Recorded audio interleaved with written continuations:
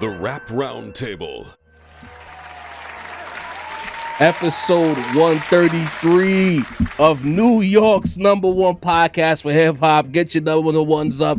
Hip hop worldwide, Yes, everywhere. We the best. And the rest of y'all know the vibes. Yes, sir. It's the Rap Roundtable here. It's your boy Jarv alongside Sincere the Rap Snob. What up, what up? Back with a cup in his hand. Yes, sir. Alongside Dini the Bounce. force be with Alongside you. Macito. It's a real cup. Who has a cup in his hand, but it ain't no liquor in the cup, so he's sober. You know what I mean? Yes, sir. Should we peer pressure Mace into drinking? I don't know. You know what I'm saying? Mace, post something. You know, word, like, what's going on, Mace? Sen got me, man. After should we get our after school I got you. special I'm on? double Come cupped on, up, man. huh? Do you want to drink? Come on, man. You think I'm playing? I'm double cupped up. I'm wanna be having cool or Mace's what? drink. That mean if I wild out, that's a completely sober wild out. Yes. You know what I mean? You can that. find the Rap Roundtable on Apple Podcasts, Spotify, YouTube, Facebook, Instagram, and of course Twitter. Yeah. Even if the algorithm is fronting on us right now, we don't care. We still putting it out. Y'all still hitting the like button, and we love y'all for that. And as always, we need 500 likes on each and every video. Hit the subscribe option. Road to 30K subscribers on YouTube. So hit the subscribe option, hit the notification bell, hit the share option, drop that link off to one of your friends that loves rap and rap conversations as well. We not affiliated with nobody. We not logged into nobody. We autorators. We do what we want to do. We talk about what we want to talk about. And we are unstoppable. Juggernaut. You know what I mean? To beat you here in the background is brought to you by Sincere Beats. He makes beats. Holla at me. You know what I mean? And as always, you know, it's good to have the gang back. I think the last time we were here, Sincere had a situation so he couldn't make it. Yeah. So, you know what I mean? So it's good to have him back because, My God. We are tonight's entertainment. all right, fellas, you know, Let's get it. it's good to be back. It's good to be, you know, hydrating once again because it felt very weird at 132 to not have any alcohol. Indeed. You know, it was weird. Even Walt was like, the episode was shorter than normal because we were not intoxicated. Wait, what happened? Y'all didn't drink? No. Nah. Nah, we didn't drink the last. Remember you one. follow the Sin Well, Bible. We talked, and Mace was like, I'm trying to scale back, and you was like, I'm trying to scale back, so I said, we just gonna go dry for a bit. So I didn't buy a bottle. Oh. Thanks. Dry pod. It was a dry pod. Pause, you know what I mean? Yeah. Yeah, still a great episode. Still a great episode. Yeah, you know what I mean? Right. You know, shout out to everybody who's still tuning in, because again, we haven't taken our foot off the guys. These haven't. episodes have been churning out. They've been quality. Even when we don't know what the fuck we're gonna talk about, we've been giving y'all some good shit. Because I can tell you right now, Talk about it. we put 132 together on the fly. Yeah, man. Like, what y'all niggas want to talk about? Because I don't know. I think that was the conversation. to some That was degree. exactly Found it though. Found it. But that speaks to, you know what I mean, how good we are at this shit. right. Talk about Can it. we talk our shit for a second? Yeah, Of course, let's go. always. I You know- appreciate that. You know, Sincere threw something in the group chat, and you know, I saw it before he threw it in the group chat, and I ignored it because it made me a little peeve. Just a little peeve. Not a super peeve, but a little peeve. Wonder what this was. Then Sincere threw it in the group chat, and it was an announcement that Jim Jones, Fabulous, Mano, Oh, yeah. and I'm forgetting someone. Davies? Davies. Yeah. Ease. Have a that's go fig. I forgot who it is. Right. Jeez. Damn, Of course, Right. come on, you man. know, Right. of course I did. Oh, man. You Forgot starting early. Davies. You That know, never happens. Oh, You know, right? Damn. Yo, quick aside about Davies. I wanted to throw this in the group chat, but since we're together, I'm The gonna talk about aside it right to now. the aside? The aside to the aside. You know, this is a Family Guy episode at this point. You know, I realize why I can't get busy when it comes to like Davies' recent raps, because his voice has changed a little bit from when he first got to the league until now. These things do happen over time. My man's voice never stops changing, quiet as kept. I listen to some of my old podcast episodes and even the early roundtables. We all sound Different. much higher as Yeah. far as the octaves go, right? But Davies sounds like when he rhymes on certain beats, not on every beat, but on beats that have higher BPMs, it sounds like he's holding his nose while he raps. Like Nasally. it sounds Yeah. very nasally. And I'm like, why does he sound like that? Breath control probably. Because he dropped the joint with Nick Craven the other day. Right. Yeah, yeah. Hard. Yeah. Gas. But the hour joint I heard, I'm like, why does he sounds like he's holding his nose while he raps? But anyway. He does, though. That's very accurate. Right. I'm not even trying to cut ass. I never really thought about it. There's a certain character to his voice, but I never like pinpointed what. Especially when the like. flow is heading towards double time. You know what I'm saying? You know, this whole time I thought it was because I didn't know how to operate a forklift, but that actually makes sense as to why I don't like Davies. Mace, either. Wow. It's the come nasal. on, It's the nasal. man. Wow. It's the nasal. You know? I fuck with these, man. I gotta say it, man. Come on, We man. starting early, sober, guys. Because you don't drive at UPS. Yeah. You know what I mean? He doesn't work for Amazon. You know, I don't work for Amazon, don't like Shit. Davies. You know? Oh shit. No steel-toed boots. You know what I'm saying? Hey. We're gonna need an aside to the aside to the Still aside, so bro. constructs Oh, for some man. We Davies. used to stop right here. shit. Thank y'all for coming. Episode 133. Appreciate Rap y'all. round table till next time. You know what I mean? You know? Oh man, podception. Facts. Wow. So, back to what I was saying initially. Go. Dave East, Fabulous, Mano, Jim Jones are starting a podcast. I mean, we saw them initially. I think they had a little deal like a couple months ago where they got together and did something pod-like, and they were making fun of Jim Jones's podcast voice. I remember that. But I got a little salty because it's like another one, California. another one trying to, whether they mean to or not. And at this point, I can say with a bit of arrogance that niggas know who we are. We've had enough clips circulate across social media platforms that I'm taking credit for this podcast being. It's another child of the rap. You know how many podcasts we done spawned? You know how many podcasts we done inspired to begin? There's a few, man. It's definitely a few. Couple We of carried a few too. They didn't even have the Carried shit. Took the name and everything. Shit. And the color palette and the fonts we use. Wow. Everything. The whole bit. them. Tragic. You know there's a whole other rap roundtable from another nigga somewhere in like PA? That's No fact. funny Yeah, shit. yeah. No That's funny shit. facts. But the roundtable he's talking about is a guy who's a notable blogger who gave us some weird energy when we went to that Apple show one time. And of course I made it high by asking him what happened to the show because I didn't care.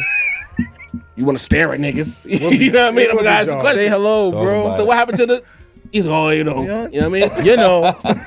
Now be clear, shout out to bro because he's gotten back through the Kendrick Lamar Drake beef. He's gotten on his feet with his platform and is back doing at really it. well. Yeah, of course. But Back at it. Macito pointed out to me that guy in particular, Macito notices who reshares our shit, who likes our shit, and who at least engages. And he's one of the people who we know sees our shit and he never engages. So there's some static there. It's crazy. You know what I mean? I don't know why, but there's some static there. Maybe I said something, you know. It's possible. But another show, Yo, yeah. another another bastard child of the rap round table. Right. No marriage I feel involved. away, y'all. Like we can't why everybody want to pod now? All these old niggas want to be the voice of New York. We've been doing that. You said it's Jim Jones, Mano, Fabulous, and Dave East. Almost forgot again. Rap is slowing up, man. Dave East. These are the OGs. Dave East podcasting? Not He East. might have some fire shit. Jimmy's to an say. OG. Fab's an OG. Mano's an OG. You know? They was all in it when shit was popping, to be fair. I always say when these things happen, though, I just assume the lore would be crazy and maybe the insight for. Where did that Jada Kiss and Fat Joe podcast come from? Let's get, you know. I mean, Well, look, but we they- got some lore listen. though. We got some lore, But that's what we hoping for. Yeah, like you know what I mean. To be fair to them, they've managed to pull out a couple of good clips Yeah. and some good guests. Yes, You know what I mean? So, but as far as like their ability to converse and have dialogue, and it still feels disjointed to me. I don't know, Mase, because Mase, I'm a fan. You I'm a said fan. you was a fan. Yeah, I'm a fan of the. But I think Jones I still podcast. feel like Yeah. conversation wise, it feels disjointed. You know, Fat Joe is obviously going to talk 95% of the time. you know what I mean? Yeah, Kiss gets lost in that pod. Or he Kiss gets reacts. frustrated and reacts. Yeah. Kiss is the ad-libber. He's gonna control the entire conversation, and he's gonna come up with like the wildest stories that never happened. Never happened. that's a part of the Fat Joe lore, though. You know what I mean? You know, Good point. Fat Joe does have lore as a storyteller and as a good interview, but why does Dave East, does Fab? I mean, Mano? as street niggas, they got some good hood from tales, I'm Harlem, sure. and you got to remember these guys did a lot of things together. These niggas work out together. You get what I'm saying? What better in a Didn't they situation? have weren't You they wanna the talk lobby about them boys? doing Yeah, this? well, Lobby two of them boys. were the lobby boys. But you know, they hang out, they Album I tour love, together. by the way. You know, shout out to Big Fendi. Like they all move kind of in the same circle, so it kind of makes sense. If I'm gonna be here, you're gonna be here. Why not just sit in the room and do some shit? I get why Don't niggas get is me doing wrong. They it. trying to cash out. I'm not Like, trying let's to be shit on honest. niggas, Rap is 'cause slow. you know what Jim Jones brings to the table. Of course, Fabulous been a get fly street nigga for years. Mano, Absolutely. street nigga. Street for years. nigga. AV's former basketball player, street nigga. Ties all the way to the West Coast and shit. Facts. Rest in peace, Nip. So I get it, Big Crip. but I feel a way that here y'all go again, trying to step on the good product, the good name of New York City, Because it's all these 40 to 50-year-old niggas who gonna say some shit, and then the rest of these niggas on the internet gonna be see if they said it. The whole New York feels that way. So now we fighting uphill. That again. is true. We have to fight uphill That's with definitely Flex. gonna happen. Yeah. We have to fight uphill with Rory and Maul. Right. We have to fight uphill with Esso and Heineken. Fat Joe now we too. gotta fight uphill with these niggas. Yeah. That is a fact. Yeah, how y'all think Math feel about this? All these podcasts popping up. Man. When he's not interviewing people on the street, I think he's upset for sure. I think Math made some wrong turns in the game. Some bad Made equations. Some really wrong turns. Cause that shit was buzzing. He was there. We thought he was the He was next the top one. pod in the city. You know what I'm nigga. saying? was. And Easily then, was. Easily. and then it just seemed like everyone around. I always say when everyone around you leave, bro, it's definitely you. There's no way everyone around you gonna dip like that. Right. You know, so He went from a championship team to the lottery. Bad. shout out to Mac, shout out to Bagfield. A lot of good dudes too. You know, shout out to Bigger. It was a lot of. I'm gonna give It was up. And I'm like Honorable. I'm not even too egotistical to admit a lot of the stuff that we talked about here, a lot of the topics, like a quarter to half the time, like we was Regurgitate. going to the Math Hoffa podcast. It was like, oh, they talking about that over there? That sounds interesting. You know what I mean? And we piggyback off of their conversation. It was- you know what it I was mean? Joe and- it was especially Joe because it and- was New and York Math. centric. You know what I Yeah. mean? It was a lot of New York law in that too. So What happened to $1 million worth of game? for He's still rocking. them to Yeah, have like that anymore. for them to have that position and then like it just dissolved like that is crazy. $1 million worth of game kind of transcended from being like urban, like street pod to like they got the bag and they like you see Gambling, what Gilly doing Barstool. Barstool shit. Wearing the Shout out the to Philly Gilly gear, and playing Waddle. basketball niggas. He done crossed over. Yeah. You know what I mean? Static with Cam Newton He, and all he, that. he in the Joe Button realm now. They in a different. They in a Playing with different NBA argument, players You know? 1-on-1 and shit. Shout out to them niggas, man. I feel bad for Math a little bit because all of these guys came through and they crushed the buildings. You know what I mean? They all got their little avenues, and he just like, what's gonna happen? You're not the barbershop dead. All these niggas, Esso and Heineken popping on their own. Although I feel like Esso's a loud New York guy, so I always understand where he's coming from. In Queens. But this whole argument Didn't we see him at Resort Sport? Math? probably Yes. was some Queen Yeah. shit. Yes. Yeah. We was right next to him. Yeah. You know what I'm saying? The I whole, said what up. The whole argument about I said Drake. I gave the head nod. The Did he industry- respond? He just looked at me. Yeah. But before we You said we, what up to the nigga? Yeah, of course. I say what up to everybody, man. And he ain't say what up back. The first time we met, he did. Okay. But you I know, we seen talk a Matt, lot he of said shit. what up Maybe he's before. seen a clip, Yeah. and you know, I understand at that point in life I already. seen Math on the corner. of Maybe that 40th too. Matter of fact, did Street, you say it? Because didn't he be bashful sometimes? Did you say it like really say Sim was it? right next to me. I just said, "Yo, Math, what up?" We were literally no, he ordering definitely drinks did. at the bar. You know what I'm saying? He just looked at me like I had the wrap Was around Math table or hat on. Esso? Math. Oh, I thought you were talking about Esso. No. Oh. That's- Nah, Math a funny style nigga. Okay. I thought you But were talking about the Esso. first time we see Math at Karma, it was love. Yeah. That was you before know? the podcast. Yeah. Yeah. You got a Yeah. point. You got a point. You know, so yeah. Because I saw Math before the podcast. I don't He hate you, showed Math, love. man. We still love you, dog, man. You know what I mean? But like Esso talking about this whole Kendrick shit and Drake and basically saying the league is better off with Kendrick, with Drake being that guy. It's like, bro, stop saying that. And then you on the Drake platform essentially saying that shit.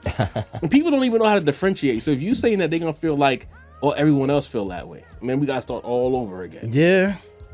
But that's a battle we're gonna have to fight forever though. I just feel like at the end of the day, we just gonna point and say, no, that nigga said it. The rest of the city don't agree, because then the rest of the city would have agreed. You would have been able to go to Just say you numerous don't like niggas. New York. and Anything just- New York say is a crime, but any other city could have put it this way. We talked about YSL and they positioning.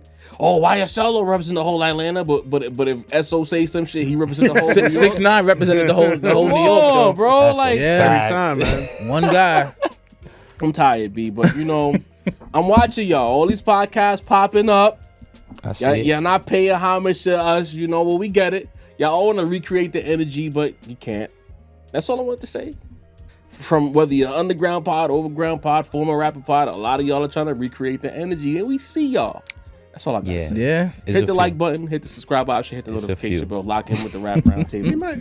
might be entertaining though. I think they will be. I That's think an entertaining for people to get together. it is, man. The Well, Lord. I don't know about Fabulous. I don't Nah, think so. Yeah, no, I don't know Fab- about Fab. Nah. I don't that- think that's gonna be an entertaining pod. Like Fab Fab got- is like the most private dude Fab you know what I got mean? 30 years in Dave this East shit. is just as. I mean, maybe the Mano Jim Jones That's what I'm banter saying. will do. Yeah, that's but what I'm saying. I feel I like think they'll be the A mics. right, and, right. And even I watched the babies. episode of Jim's pod that they all were on. I wasn't necessary. You see, I didn't talk about it to you guys. But Dave might be the you as far as like the transcendent from the little bit of younger generation to the older niggas. This is Even true. though Jim Jones is the oldest young nigga or the youngest old nigga, it's one of the Right. two. You know, but Right. like They call him a tween-year citizen. My thing is, yeah, that's oh shit. No, I didn't. Yeah, that's what they calling him. Tween your. Wow. Ain't Capo close to 60 though? Am I bugging by saying I that? thought it was like 50, 65. maybe 49. I think he about to hit 50. I think he about to hit 50. Yeah, Oh, come okay. on now. Don't let the grades confuse you. Yeah. 60. Like, come on. Shit me. Get this He nigga tried a to walker. get Jimmy, not Jomo. A Bentley Walker. Ship him out to a retirement center in 60-year-old Florida, Jomo? bro. What the Shit. world? Jesus. Put the My weed fault, down, Capo. get the big Hanging game. out My with, fault, with Capo. Dorothy and Blanche and them, man. Yo, What the fuck? golden girl. man. Yo, I've not seen one great Fabulous Lord. interview. I have not seen anything that says he's a Wow. charismatic speaker. He's a He's a great great- rapper, great underrated at this point in time. But the Loso interview, the Loso hot take, I don't know. He's not a good Dave East- personality. You know what I mean? is It definitely Dave East shows in funny? the music. You talking about Dave East or No, Fabulous? both of them. I'm just saying Oh, okay. those two Both. guys. Like, what do we know about them as That's far why as personality? they'll be the goes? B mics. And is Jimmy It's gonna gonna be keep Jimmy his and pod Mano. and have this pod as well? Why not? A lot of niggas is kind of doing that now. Jim you know? Jones got When they're the eight- Lakers, it's gonna be Luka and LeBron. Then you're gonna have Austin Reeves and some, you know what I mean? and Roy. Connect on the bench. Rui. Word. Dave East is Rui. Wow. Damn. Oh Hey, man, let's get into this shit. You know what I mean? Oh, you know, man. in the midst of this battle, I mean, I swear this is not a Kendrick Lamar and Drake topic, but it's kind of is adjacently, sort of in a kind of way. they gonna make it. So But you're right. So, you know, the Rap Roundtable, again, we hope that y'all have been going back. We always ask y'all, as you log in with us, that get familiar with us today, please go back to 2019, 2020, 2021, 2022. Log into the conversations we were having ever since then. We've talked about subgenres. We were one of the first platforms. Matter of fact, this whole phrase, the Great Reset, comes from the Rap Roundtable. I want to make that 100% clear. 100%. Nobody was talking We like talk that. about it. Ever. We I'm willing to birthed go there. a lot of stuff. Come on, bro. Everybody playing the pause game out there. Give us the flowers. It's out of here. That was us. Pause had died. We brought it back, whether you like it or not. And then it made its way to Cam and Mase, you know, popular rappers. They got, you know what I mean? We understand. We understand our position in the ecosystem. Be clear. You know, we talked about the Great Reset first. 2019, we were talking about the shit resetting. So your much so research. that the conversation was like, one day is going to happen. We didn't know when, but it was almost like a prophecy or some shit, right? We've also talked about subgenres in hip hop. Plenty. We see that that's becoming a very loud conversation in 2025 with so much good music. You can't put like a Playboy Cardi in the same conversation as a Clips, so to speak, as albums that had some kind of meaning to the space or whatever. You need a subgenre. We told y'all that in, I think, 2020, early 2020, before the world ended. You know what I mean? We were here talking about that shit. Yeah. So now, Doja Cat is on CBS, and she's talking about being a rapper. Remember, was that not a topic that we broached early on? Is Yeah. Doja Cat Is a Doja rapper? Cat a Yeah. rapper? Yeah. Or pop Okay, star. that. walk Yeah, with did us. that. We've been doing this for a while. Go Keep back up, and man. watch the old shit, Keep please. that's a fact. So Doja Cat, CBS Sunday Morning, she asks which music reflects her sound best. She says pop. I think I'm a rapper who makes pop music. Very interesting. Because I feel like when we first had this conversation, there was a debate whether she was a rapper or not. I was like, she makes pop music. You know, but then after that conversation happened, it started to seem like she was rapping more, and we kept coming back to it. Like maybe she is a rapper, we don't know. Her last album that was in heavy rotation on the radio, I want to say 2023, 2024. She was rapping a lot. Yeah. So I guess before we get into the pop, are we saying Doja Cat is a rapper? I don't think we ever said that she wasn't a rapper. Okay. Just she makes pop music. I Though. think what we said is that we don't consider her in the same ring as, you know, the MCs. Right. You know what I She's mean? not an MC. She's not an MC. You know what I mean, we're not gonna put her in the same conversation as like Black Thought or Nas. You know what I mean, or Andre 3000. That's what we were saying. But as far as being a rapper, a lot of people can be a rapper. Flo Rida technically is a rapper. Pitbull technically is a rapper. You know what I mean? But they make pop rap. You know what I mean? Deanie and I, before we started recording, we were talking about, even back in the day, there was a lot of rappers that weren't necessarily MCs or wasn't necessarily, of the cloth or vested in the hip hop culture. Right. You know what I mean? And so that's always been the case. There's always been rappers that were not really steeped in hip hop. They just rap. You could tell they were rapping for $1. You know what I mean? Exactly. And that's always where I've seen Doja Cat. You know what I mean? And ain't nothing wrong with that as long as you're willing to admit it, like she was. So is Doja Cat in the Flo Rida League? Well, I'm sorry. I don't want to, Say it. Say it. Like, is she in the Flo Rida League? I just don't want to, leave my brothers out. But Yeah. here's the thing. You trying to be political? No. I'm not. Yeah, she is. Sit as a gentleman. I think Doja Cat makes better music than Flo Rida. Okay. I think she makes better pop music than Flo Rida. So Okay. I don't necessarily think that she's, in that sort of realm. Flo Rida is a crazy bar for us to use, but it's a term. You get what I'm saying? More than actual. I get it. Yeah. Yeah, I just, But I in just terms, think, like you said though, no one like of the cloth of rap is taking her serious. So I can't put her in those realms. well, that's my other issue though. I feel like there were some people, some hip hop fans, some people whose opinion we might respect, that was trying to put Doja Cat in the conversation. You know what I mean? And have her be in there with, Nicki Minaj, the Rhapsody, and whoever. Like they was trying to throw her name into the female MC Yeah, that's when they conversation, said that. and that's the shit that when she was bothered supposed to me. do something with Alchemist or something like that. Right. I do remember something like that. Well, she threw herself out that conversation with that Yeah. answer. She said she makes pop. Pop music. And rap, if you position a certain way, aka the Flo Rida League, can be pop music. Yeah. I mean, Pitbull's in that league too. Yeah. Somebody argues the Pitbull League, and then Flo Rida entered it.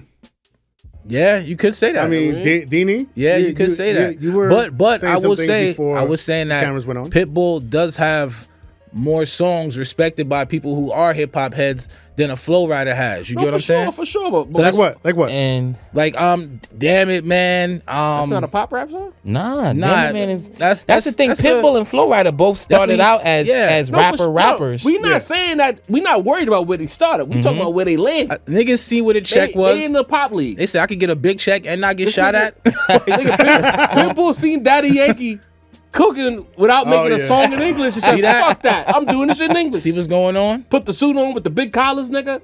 And he Everybody was out of it. partying. You can't lose. He was like damn near making salsa music with rap.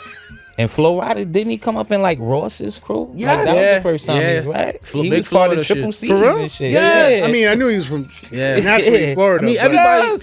people go to what, like, even take what we heard about Larry June when we heard him, how he used to rap to what he get now. Like, people go where they want to go. Going Trash Larry to super June trash, and the but I pop. digress. Wow. Don't do that. Don't do that. Don't do, like, before it was a little wild. Today, I fuck with it. But, Taking shots. you know, today, you got to find your lane. You know what I'm saying? Everybody's looking for Why their y'all, lane. why y'all jack that shit, bro? I like Larry June, man. It's a vibe, man. Hey. I guess for the same reason I think Vibes, people son. say Bold, like speak highly praises of Boldy. I think I get whatever they getting from Boldy is what I'm Only getting barred from. up though. That's true, but I'm talking about the Why y'all monotone, sanction this nigga, the man? monotone voice, Shit is the whack, bro. lavish luxury sounds. Y'all niggas be lying, bro. Lush That shit is I garbage. walked down to the What- cafe. Had a bagel with Got the a cream coffee. cheese. Then I went to the candy store, got me some toffee. Sound like some rap from a Key and Pill skit. Nigga. Y'all niggas be sanctioning that shit. B. Alchemist believed. Shit so whack made 2 Chainz Yo, sound good, man. Damn. I have Putting that big out. dreams, mighty lofty.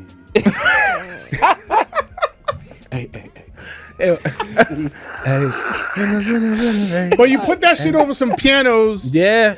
With that good Alchemist drum, cooked up and it looped up. sound godly, bro. I wish he put it over some Yo, drums. that the It's Great gonna be Escape, smooth. the Great Escape album, bro. It's a Trash. It's gonna be beautiful smooth, album. man. It's a beautiful album.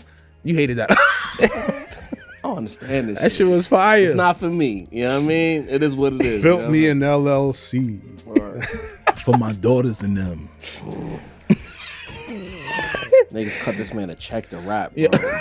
Call me if you want. It bro. works. Is that the revelation that Deanie knows more Larry June lyrics than Andre 3000? Like, We actually what had is going on We actually right had a now? funny conversation about this What? too. Yo, I'm by myself though. I'm by myself. On this show, Let me hear. Let me You hear. on a 4-man podcast. Let me- You are alone. Let me I want you hear. to know that. Anyone got some 3 stacks bars for me? I don't got Larry June bars. We'll all sit here in Word. Like, what are you silence. talking about? Larry June been rapping for how long? Nigga, like how long Drake Drake been rapping June for? been trash his whole time. Those putting pen to paper, nigga. Larry June 30 bars years, are no. pretty easy to remember. They're pretty easy to memorize. 30 years is a long time of listening to a favorite It's nigga like not memorizing his bars. five though. words per bar. That's pretty easy to remember, Go bro. to the bagel spot. Got me the scallions. It just sound good, nigga. Like it works. It works, bitch. It does not work. It bro. works. You can't say what you say about 3 stacks in the hair and wave a I'm just- fucking flash for Larry June. It's funny. It's what are funny. you doing, It's bro? funny because we were actually outside, and I was actually spitting some 3 stacks verse off the top of my head. I just never bumped into a person who actually knows the 3 stacks verse for the way everyone speaks so highly of him. It's just So you weird got to me. be able to recite a verse You know, in order bars. to say he's nice? No, not at all. Not in order to say he's nice. Okay. But if he's as nice as you say he is, and you've been listening to him consistently for 30 years, you haven't picked up some semblance of 4 to 8 People don't bars. study bars like that.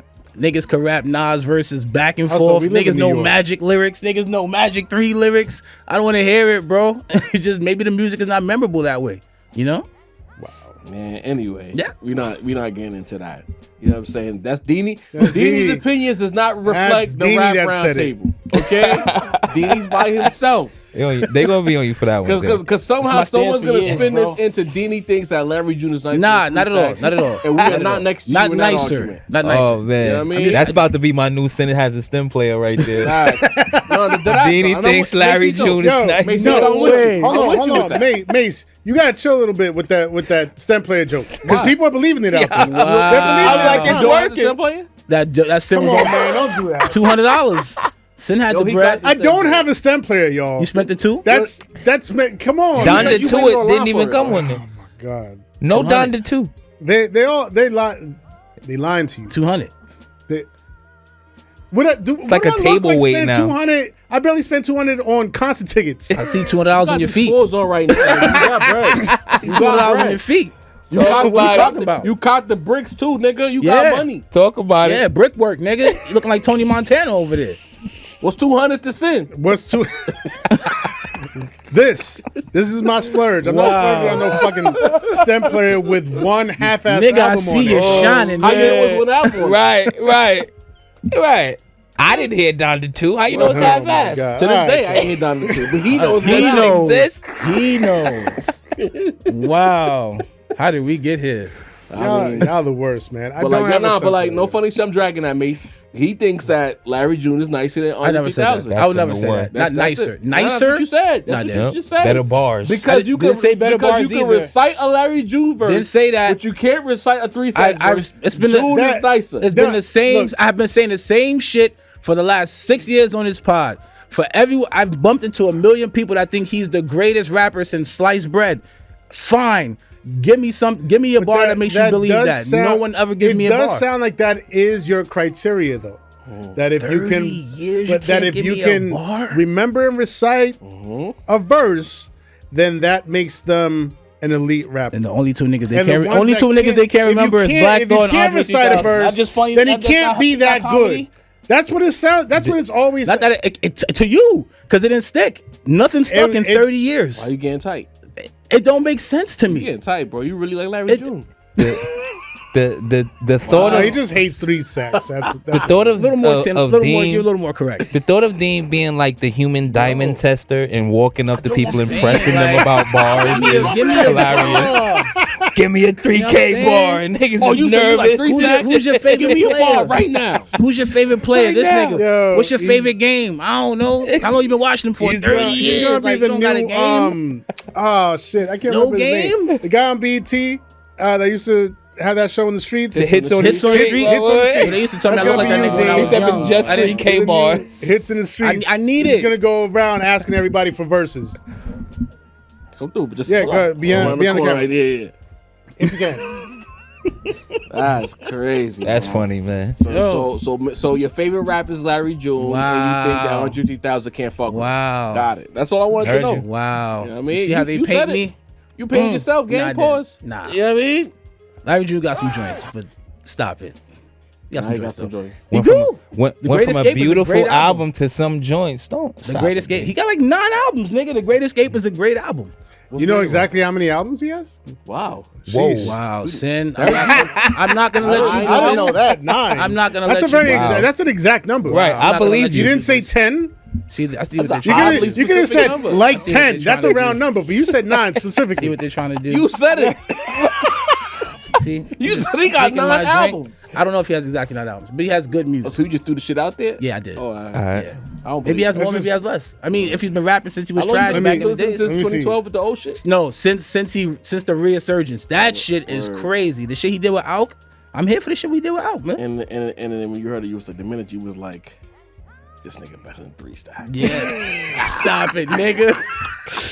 I remember this verse. Leather remember in the this summer. verse. Remember that? That's all it takes. the white. That's the white That's rose. all it took. Red Stillers, yo. I remember the verse. That's all it took. zoomed in on I can't even think of a June verse off the top of my head, but then I can't think of too many Stacks verse off the top of my head. Yo, sitting over here counting the albums. 1, 2, 3, 4, 5, 6, 7, 9. I don't even believe you right now.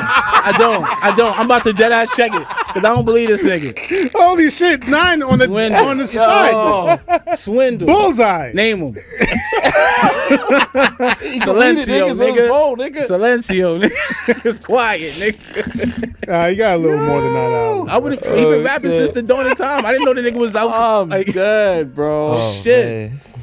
Oh, Larry shit. June, top Larry 5. June. I don't know how we ended up here. I don't know bro. either, neither, bro. man. Me neither.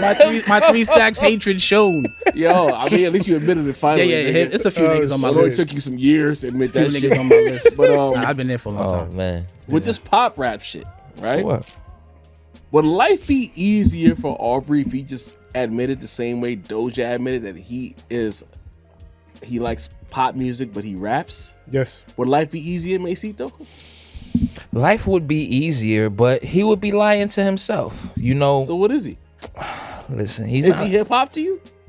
yeah, Okay, absolutely. Absolutely. So for me, Doja Cat like is a person who doesn't really hold the Drake part of it, right? Drake grew up loving the same rappers we love, right? He grew up wanting the respect from the States. He grew up desiring different things than I believe Doja Cat desires. You know what I mean? I think Doja Cat is a talented She's in the musician. chat room showing feet. This listen, Something wrong he with said that it and girl, it's true. You know what I mean? So I feel like the circles were different, right? Like Drake wanted something different from Doja Cat. So I don't think it would be easier for him to say that. I think he would actually, it would be easier for him, but he will never do it, right? If he did that, then maybe most people would say, yeah, that's true. Like ease up on him. But how can you go around talking the shit Drake does if you have admitted that? So nah, I don't think so. And for me to even delve into the pop rapper thing in general, because I think that's an interesting conversation, right? What makes a pop rapper? You know what I mean? Because we mentioned Pitbull and Flo Rida, you know what I mean? People who have hip hop roots, people who started in the game as that, but where they ended up was somewhere different, right? So, you know, if someone can start cloth, or I don't know if I want to call Pitbull and Florida cloth, but if you can start from a certain aspect and end up somewhere, I think there's certain things that specifically make a pop rapper. What is that, right? That's, you know, your production choices. You know what I mean? Because we spoke about this before, and, you know, my personal opinion was that, you know, pop music is just popular music regardless of the genre. But we all know when somebody's speaking about a pop such and such, you know what I mean? This guy's a pop rapper. I'm sure, you know, a pop singer.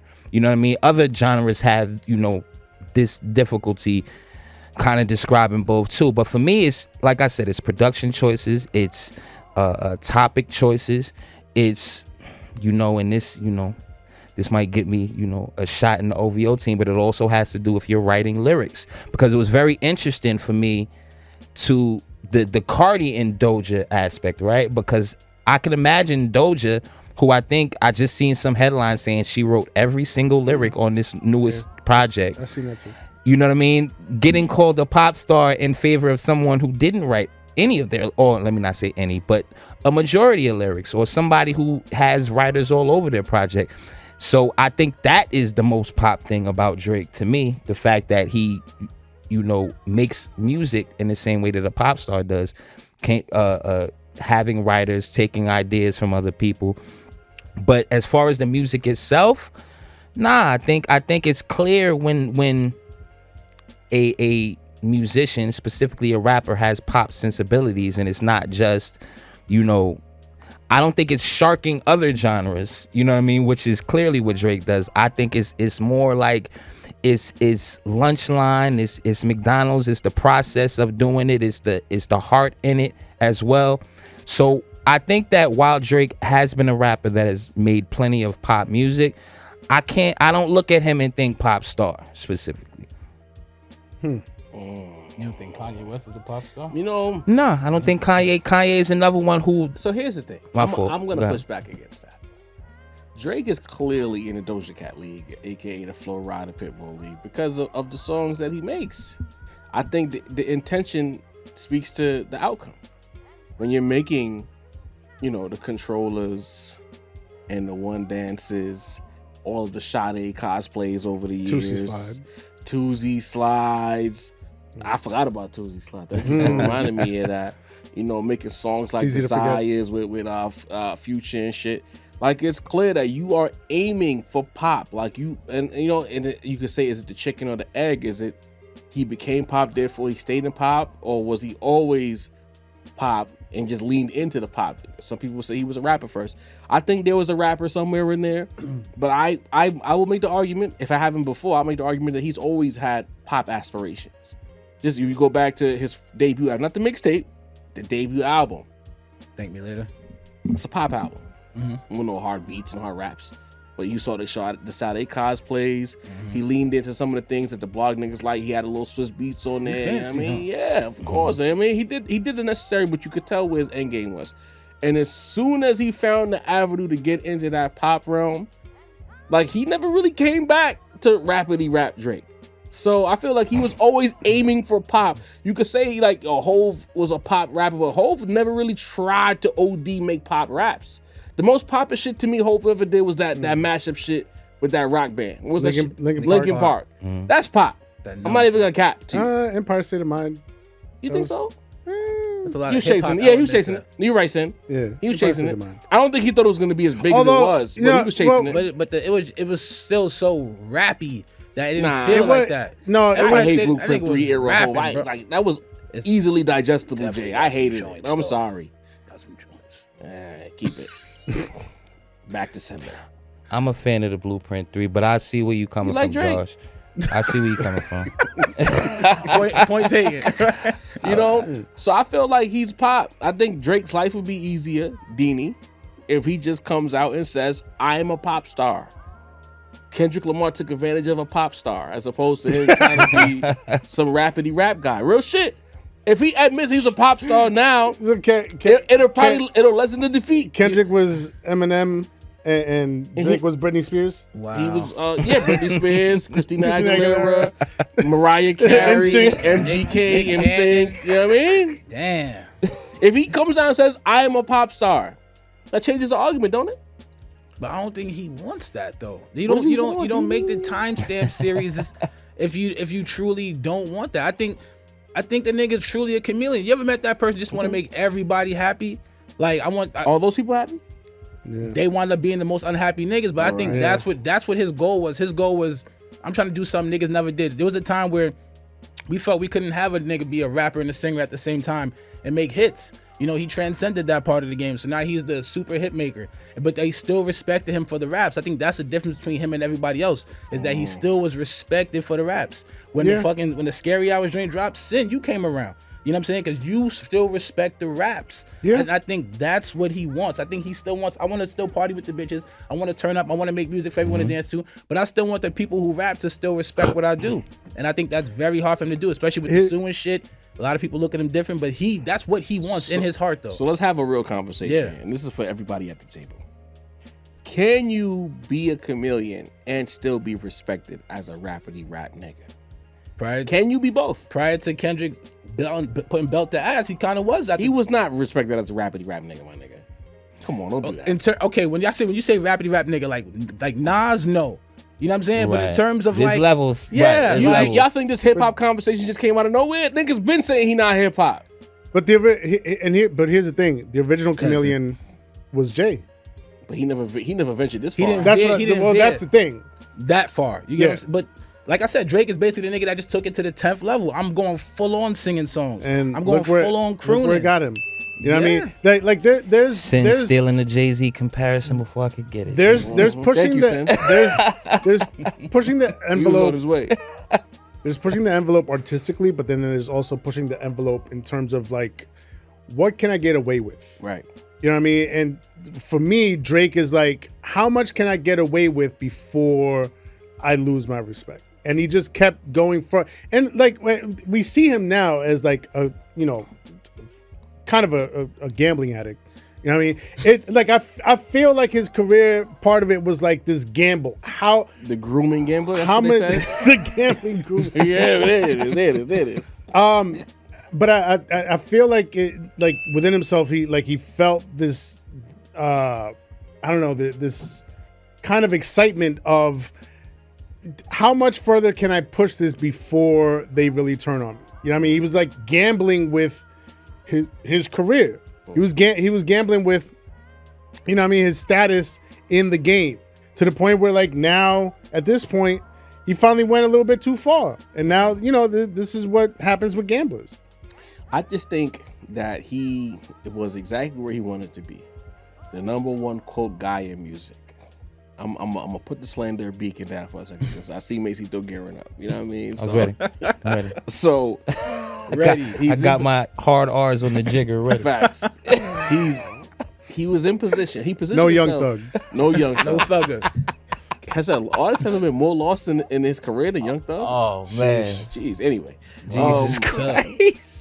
White face on the cover. I don't need blue eyes. Bruh. I don't like, what's the point? Wow. You know what I mean? Like, what's the argument? See, we going off track. Yeah. We go. He positioned himself as arguably the #1 guy in music. There might be people who sold more records in other genres, but as far as being like for instance, like he was McDonald's.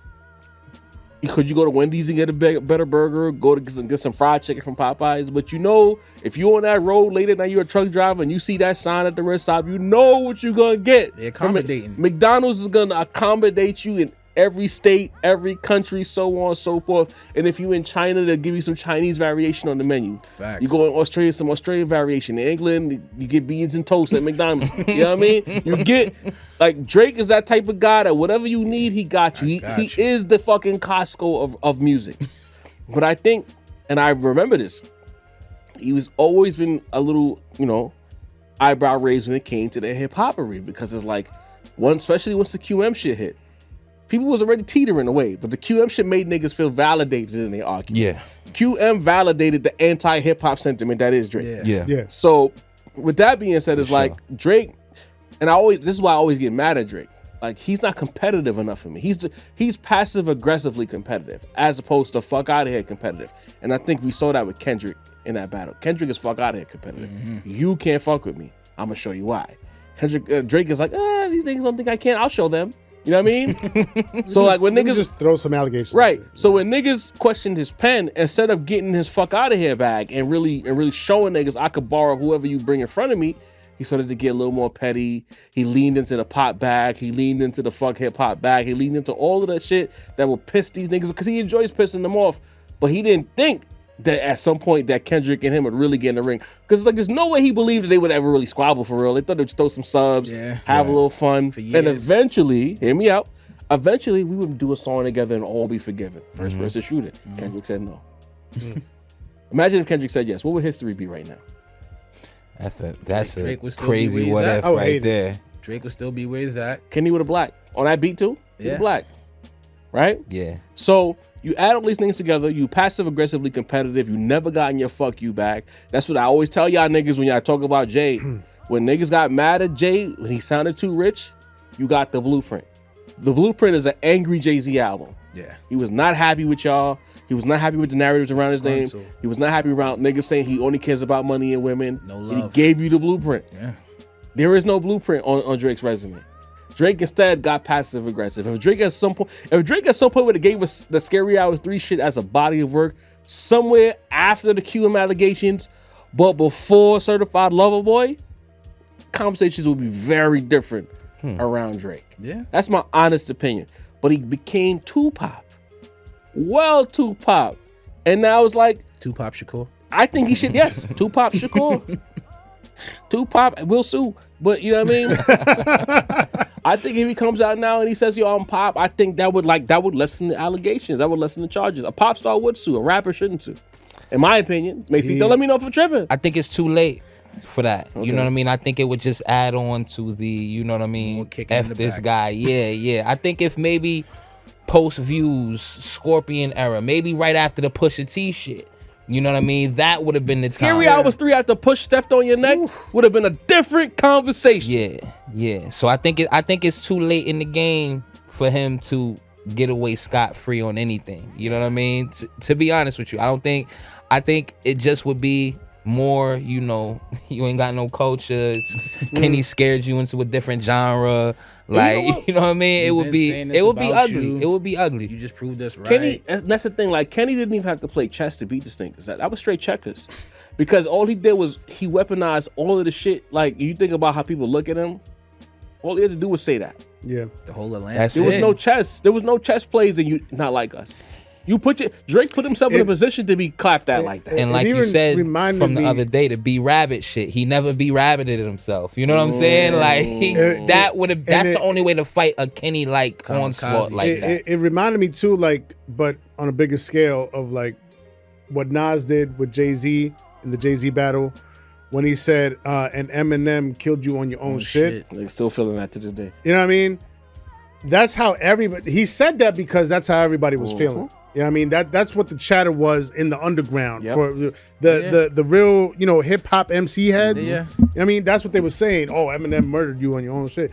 You know what I mean? So that's why he said that. You know what I mean? There's a lot of people to this day that's like, oh, people only say that because Nas said it. No. Nas said it because I was in high school. Niggas was saying that everywhere. Niggas was saying that. It was a whole discussion. It wasn't until like by accident one night I was listening to the radio, like one of them like holiday weekends when they have all of the mix show DJs do the shit. And I was like, wait a minute, this is not even Hope's song for real. This was an M song, and he bought the shit. Royce the So I said, 5'9". that eliminated the argument for me. But if you didn't know that, you would have thought Hove picked the beat, said, "M, get on this song with me." It's a whole And M you got, song. and you, but and I don't subscribe to the thought that he got bodied. But did M outperform him? I'd say yes. Yeah. Yes. Technically, lyrically, Yeah, for sure. For technical sure, he cooked ability, it. But yeah. then you realize M made the beat. It's his song. Hove bought it. Can't say body, no. You know what I mean? But I feel like No. Drake at a certain point, I think like he went too far in one direction. He became pop, and because the way that rap was going, and we talked about it a couple weeks ago, where everything sounded the same. Atlanta niggas making trap, LA niggas making trap. The regionality was gone. He could be the number one guy in rap if there's only one universal sound. Like for instance, and I keep going back to it. He's rhyming the same way on all of these songs now. He's stuck.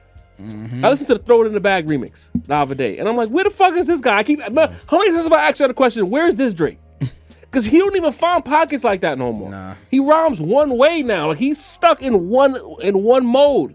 That trap, slightly drilly type flow. And it's like, what happened to 08, 09, 22? Where that nigga at? I had a moment like that with Pound Cake, him and Jay. I heard that the other day, and I was like, boy, he was Crazy. rapping on He was that, rapping. man. Even But the- he's so far gone that he can't find himself. Aston Martin music verse was crazy on the Rick Ross joint. Damn. He went walkie on that too. The way Bodied that. the way I picture it in my head, I think most artists, you know, Nas's, Jay-Z's, Kendrick's, Tupac's, like they, you know, most of the greats, when they go out to make an album, make music, or make like a string of music, like they go down a certain path. You know what I mean? And they stick with that path for a little bit before they decide, all right, do I want to stay on this path, Right. or create, you know, go down a different road, right? And so they get to these forks in the road. They get to these junctures where they make decisions of what's going to be my sound, what's going to be my subject matter, what's going to be my tone, what's going to be everything, the thematics, everything. You know what I mean? For a very long time, maybe early Drake was doing that, but at a certain point, he didn't want to commit to a particular road at any particular point. He got to a juncture and he saw all these different roads, and he went down down a certain road for a few steps. And then he was like, no, I'm not happy here. Let me jump on to the next road. I'm not happy here entirely. Let me jump on to the next road. And he just started jumping from road to the point where, like, I almost feel like he became pop by accident just because he wasn't satisfied with just sticking with one direction and one road. And that's his prerogative. You know what I mean? Like, if he wanted to, you know, be everything to everybody, that's fine. But I think, like, the best artists, they have phases, they have eras. You know what I mean? We speak about artist eras all the time. Drake had every era at every time, at every moment. You know what I mean? He just wasn't satisfied with being, you know, in one place or in one era or with one sound at any given moment. So he kept, you know, playing hopscotch between all these different Here's what roads. I say to that. I think there was a certain point in his career where it was about the art. Yeah. It was about the art. I think maybe the first 3 to 4 albums, whether you liked them or you didn't like them, $400 million it check was started about the coming in. art. But the minute he became a commercial juggernaut, and it became fiscal over art. Well, even before the $400 million deal, even before then, there's a certain point where he figured out that I am the cash cow of rap. I dictate the terms. I am, because you think is everybody has that self moment where they realize, like, yo, I'm that dude, man. I'm that nigga. Yeah. I go, Dini, you want a verse? I can make you a star right now. Just like that, the stimmy. And then it happened. Hey, Migos, you want a verse? Stimmy. I'm viral. Hey, Maganin, you want to have the biggest record in the club right now? I can do that for you. And I think once he realized that shit, and then he started making the inroads towards that $400 million deal when he said no to Tidal Rock Nation, and he got in bed with Apple. I think it became commerce over art. And then it's a situation where everything becomes timing. All right, you know what? Kendrick fans will get mad at me. Do I think 2012, 2013, 2014 Drake would have got packed up by Kenny? No. Absolutely not. Commercial Drake, $400 million deal, essentially making jingles that go viral. Yeah. Can that guy get beat? Yes. But the nigga who was hungry to be respected by rapidy rap niggas was making rap songs, doing rap features, trying to body features, getting the squabbles with Common and shit. That guy, could he get punched on by Kendrick? I don't think so. Maybe we'll never know. It'd be a good fight. But the subs that they were trading back in that era tell me no. It would have been a good fight. And I still stand by it to this day. The Drake that fought with fucking Pusha T was like, that Drake didn't show up against Kendrick. It never showed up against Kendrick. Where the fuck is that guy? But I think where's Duppy Drake? That's the difference. I think ultimately, like, you know, reeling this back into the original topic. Yeah, we gonna get there. You know, with Doja Cat saying what she said, and Drake being who he is, like, what separates them? I think it's the competitiveness, the competition of it all. Fair play. You know what I mean? Doja Cat's not gonna go. To this day, we haven't heard any like beefs or disses between her and anybody else. You know, not Nicki, not Cardi, not nobody. She's just out there making music. But you know what I mean? Like the fact that Drake was always willing to scuffle. You know what I mean? Whether he got punched on or not. The fact that he was willing to do that, commendable. You know what I mean? That's part of hip hop. And so, like, that's where I'm. Oh shit! Sim about to give some bill. Hold on. I might Let's go, Cyclops. I might have to slightly agree with Mase. You know, the fact that he's willing to step in the ring with rapping ass motherfuckers. You know what I mean? Whether he comes out, you know, victorious or with a swollen eye, he still stepped in the ring. So that competition level is very hip hop. So, like, you know, I might have to shoot some bail. But what's the point in competing if you're not gonna take the right foot and step forward? Again, you squabble with fucking Pusha, and you tried hard, nigga. You did. Then with Kenny, you kikiing and you laughing and you tell him to come outside and drop and all this and that. Like he ain't make not one song that's the caliber of Duppy or the caliber of the shit he gave to Meek or the shit he gave to Common against against Kendrick. And I'm not shooting bail. I'm just saying, if you listen to the songs, there's no stay scheming. 32 bars of hell. He had Common in hell, bro. Say what you want. Nah, he cooked him. I don't know about cook. He cooked him, bro. He cooked Common. For where Drake was, for who Common is, like that. With the very first fight, bar bro. of that verse, he was already playing. Like, I'm getting this nigga the fuck out of here, bro. The fact that Common ain't It expect that. was a very well Common written. ain't expect that. And the Like, fact he took the fight, the that Canada stay Dry, scheming. he I shot remember when back. the night that joint dropped, bro. on, That was a world star. It was a special. very tight, compact, concise ball. Instead of trying to or verse. out-rap fucking Kendrick, he tried to expose Kendrick. That's how you know this nigga lost in the sauce. You trying to expose a nigga as a woman beater? A private nigga. Job, that's the It's a thing. Maury episode. Where the fuck Maury at? You not the father? Like, what we doing? He's let every loss fuck him up a bad degree, because like when you were mentioning the transition from somebody who was trying to be something to the pop rapper, y'all had already spoke. The moment was QM. If you look from So Far Gone to If You're Reading This Is Too Late, like those is all fire albums, bro. I'm sorry, like from So Far to then, but then the QM shit happened. Yeah, I've spoken about it before, along with the community, the culture, because this is off of Kendrick's first two albums. The combination of the QM shit, hip hop choosing Kendrick, that pushed him to the pop lane. Now you mention how he reacted towards Kendrick. That's because he let the Pusha T shit affect him too much. He thinks he lost to Pusha T because of the exposure. No. That's why he thinks. You know what I mean? Obviously he's wrong, but that's what he thinks. So in his mind, he's like, oh, I'm about to Pusha T Kendrick. That battle, you know what I'm saying? That battle with Drake Delusional. and Pusha was done the last three songs of the fucking Pusha album. When you go from what would Meek do? I think it was what would Meek do? Santeria, and then Infrared. He never had a chance. We gonna call it what it is. beautiful album, by the way. Cause he was tapping them. The last three songs of the album, it wasn't just one song. It was the last three songs of that album. He was punching Cooking on them them. bad. Yeah. Then the expose happened. It was like, oh, all right. And the thing is, sometimes you lose a perception war. Most people already came into that scenario feeling like there's no way Drake can out-rap Pusha T. Case dismissed. Yeah, he had more of a puncher's chance against Kendrick as far as perception goes. Yeah. And he bullshitted it. Yeah.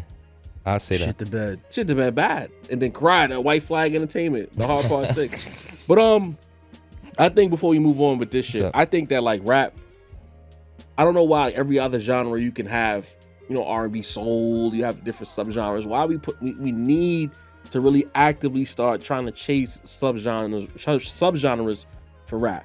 Like we have the shit, and it shouldn't be called no traditional rap. It should just be rap. The origination of the shit, that's rap. You're not changing that. But then after that, should there be a pop rap? Pop rap. Yes. Should there be a trap? Should trap have his own category? Yes. The shit that the Playboy Cardi and those guys are doing Whatever now. that fuck alternative rap? Yeah. Yes. I wouldn't Drill. even call that alternative. That's that's like rage rap. Rage rap? Yeah. I like Perfect. it. I like Perfect. I it. think that's what they do call it. I like Yeah. it. It's time, Shout out bro. to you, Sin. It's time to start like separating the shit. Everybody can't be in the same conversation no more. If a nigga's out here barring you to death and making some shit that sound a certain way, there's no way you could put a Playboy Cardi or a Drake making a one dance. Not trying to be funny. I'm just saying like you can't put all these guys in the same conversation. Yeah. And they did that, like it reminds me of punk, because when you have pop punk, Right. you know what I mean, like Sum 41 and like Blink 182 Green and Day. all of them, they don't sound like the Clash at all. You know what I mean? Like it's so Punk rock far is removed. not heavy metal. You know what I mean? Whole new sound. So it's time, bro. Whoever the powers that be, whoever the gatekeepers are, but I feel like they try to keep everything under the same umbrella because they want to kind of dilute the impact. Because they know if you create the subgenres, you gotta have a hip hop award show because you can't just throw that in the Grammys. It's almost like delegitimizing the genre by not going forward with subgenres. But they do that. They do that with white music though. There's like 9 different versions of fucking rock. That's what I'm saying because they respect it enough to say, okay, like everybody can have their own lane. For hip hop, it's almost like they're saying like they don't deserve differently. All for we one. We gotta have them all. Yeah, I'm gonna come clean. Like we gotta have all the crabs in the barrel. Like you know what I mean? To bring it full circle, like Larry June shouldn't be getting nominated next to Nas. Like, you know what I That's mean? crazy. Like there needs to be different allegories for these guys, bro. Real shit. Yeah. But can you imagine the hip hop show that just had all those categories breaking down? How fire that would be. That would clarify. Oof. That would make a lot of black people happy if we separated this shit. Yeah. Because then the arguments would stop. Because we would know, we got David James in the building. If he drops a tape, we know, we can put him in this category. He's nice. He makes a certain type of rapper. Boom. We don't have to argue with some dude from Atlanta who's saying that. Whoop they do. Not 42. Is it 42, Doug? No. No. 42 is Detroit. Shiesty, Pooh Shiesty. Memphis, yeah. So who's the nigga I always confuse from Atlanta?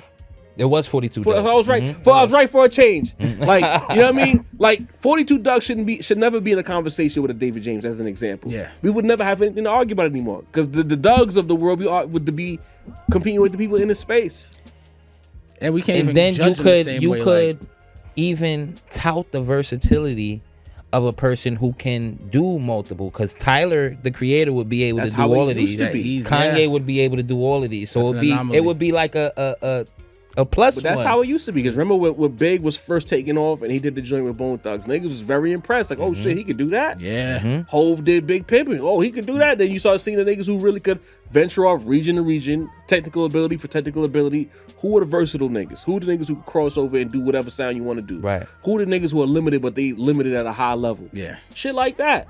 We need that separation to have that understanding. We got to start this campaign, y'all. This is a fact. Like somebody had, I think Doug, as a matter of fact, was saying his man said that Pusha T is greater than Jeezy. But if you're talking about the stats and songs and the impact over a career-long span, Jeezy clears Pusha T.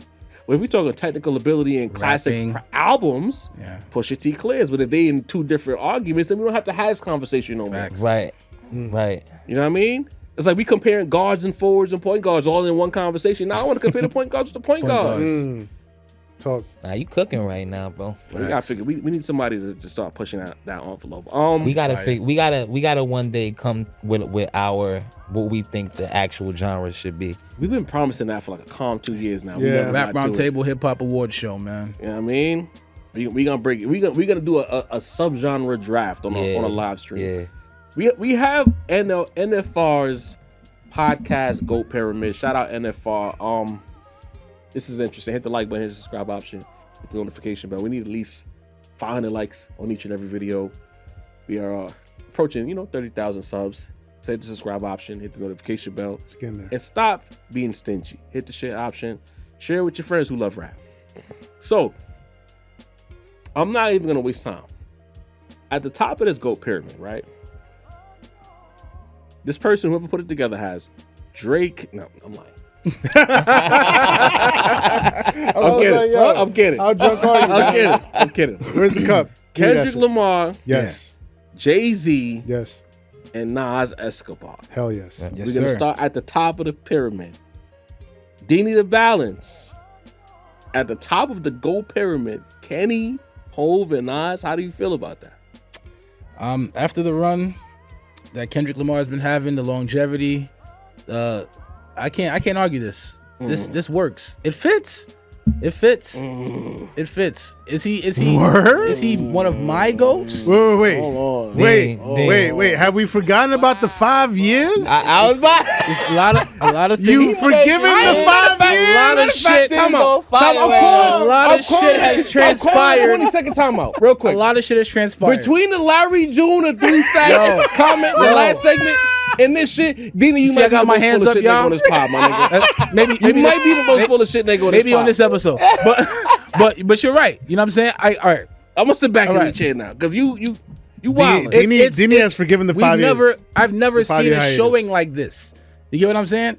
Like everyone who I would want to put in that showing don't have the longevity. The numbers are crazy, the stats are crazy, the impact is crazy, the culture is crazy. Like this shit checked every box, bro, in terms of like culture. Like I've been to the show. I've seen the impact. I've seen the atmosphere. I smelt the fresh air, bro. Like I was there.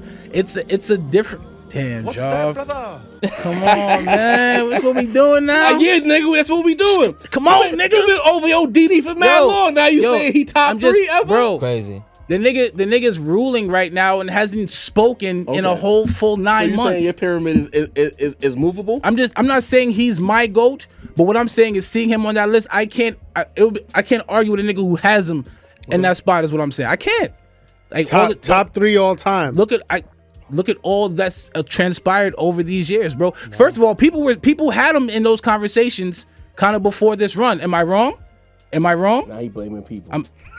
If I bring up an example, I'm blaming niggas now. Asking you, nigga. I'm telling you what I've seen with my own eyes. Think? I wouldn't put him up there. Okay. To me, because I have just so many people I just But love you there. understand if you Alright, Big so- and Pac for me is kind of like immovable as the RIPs. You get what I'm saying? But I see it, bro. Like in terms of today, if you're a rap fan today and you're just like you're a little younger, you know, like maybe not Mase, but you're a little younger. You know, I see the vision. You know, like we just didn't see a nigga clear like this. Yeah. You know what I'm saying? I get it. Sincere rap song, the floor is yours. Listen, I'm good with it. Of course you are. you ain't gotta tell me nothing. Hove, Nas, Kenny. You know what I mean? Now, you must understand that me personally, we're gonna get to the second tier in a second. Biggie, they have him on the second tier. For me personally, in my heart, Big would top the top 3. He would round out the top 3. But objectively speaking, you know what I mean, when we think about how many decades it's been and Biggie only had the 2 albums, joints. like, you know, you got to objectively be able to open up your mind to try to, you know, have these conversations with people that may not have been around in that era or didn't, you know, weren't there for like the mastery that was Biggie Smalls. You know what I mean?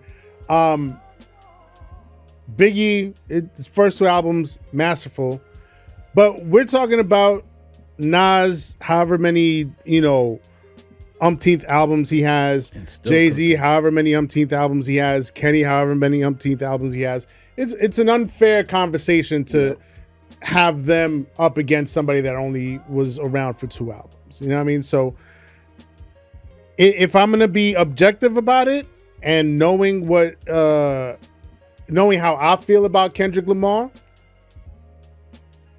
I'm fine. I'm fine with having him in the top 3. You know what I mean? Top 3 all time. Jay-Z, Nas, Kendrick Lamar. I'm good with it. Fuck it. I'm good with it. Fuck it. Mesito, your thoughts? Kendrick Lamar is not in my top 3 rappers of all time. Okay? We gonna be frank. Surprise. Let's talk about that thing. We're gonna have to be honest there. What do you mean? In my personal list, Tupac belongs number 1. But y'all watch this pod every week, so I can't do like, you know how you do with your homeboys, you say something different one week and then you come back the next week to be right, you say something different. What do you mean, Dini? Yes. Wow. I don't want peace. But we're being recorded, and you know, despite my largely unpopular opinion about classic albums, I had another unpopular opinion where I said no rapper that died in their prime deserves to be top 5. I forgot to cut that one. Yeah. We gonna cut this though. That's because Sin had pissed him off too bad. Just It was my fault. That was that week. Remember when Sin that pissed him off? OD. That was the Monty Jones one. Nah. So, you know, I have to be honest and I have to be accurate. I have to, you know, I can't be a hypocrite, right? I don't think that career-wise, Biggie and Pac can stack up to this list. So it like Sin kept saying objectively, yeah, Kendrick is the top 3 with Jay and Nas. Jay and Nas are the only people who have the longevity, the catalog, the impact on culture. Like, those are the pillars of rap. Like, period. Okay. So the only person who has made a career, because they outlasted everybody from their generation. We know nobody from their generation is on their level. So the only person could be somebody that came after. And the only person that comes after that can match them on all of that: quality bars, impact, hits, albums, relevance, battles. Is Kendrick, bro. Like my guy got smacked by Kendrick. I cannot put him top 3 in with a straight face. I'm sorry, you know what I mean? Top 3 on the Apple replay. But if we're talking about an objective hip hop rap list, Kendrick is the only one in the last 25 years who can be compared to Jay-Z and Nas. It's accurate. NFR's GOAT pyramid.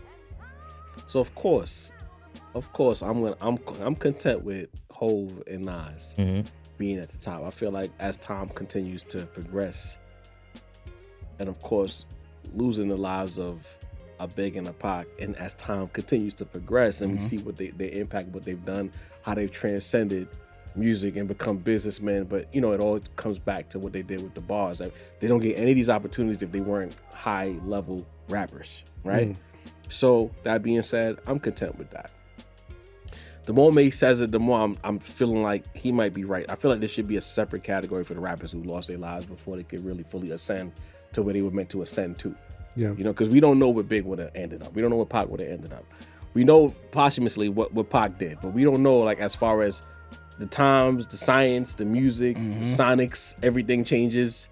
How he would have adjusted, or how he would have forced producers to adjust their sounds. It all depends.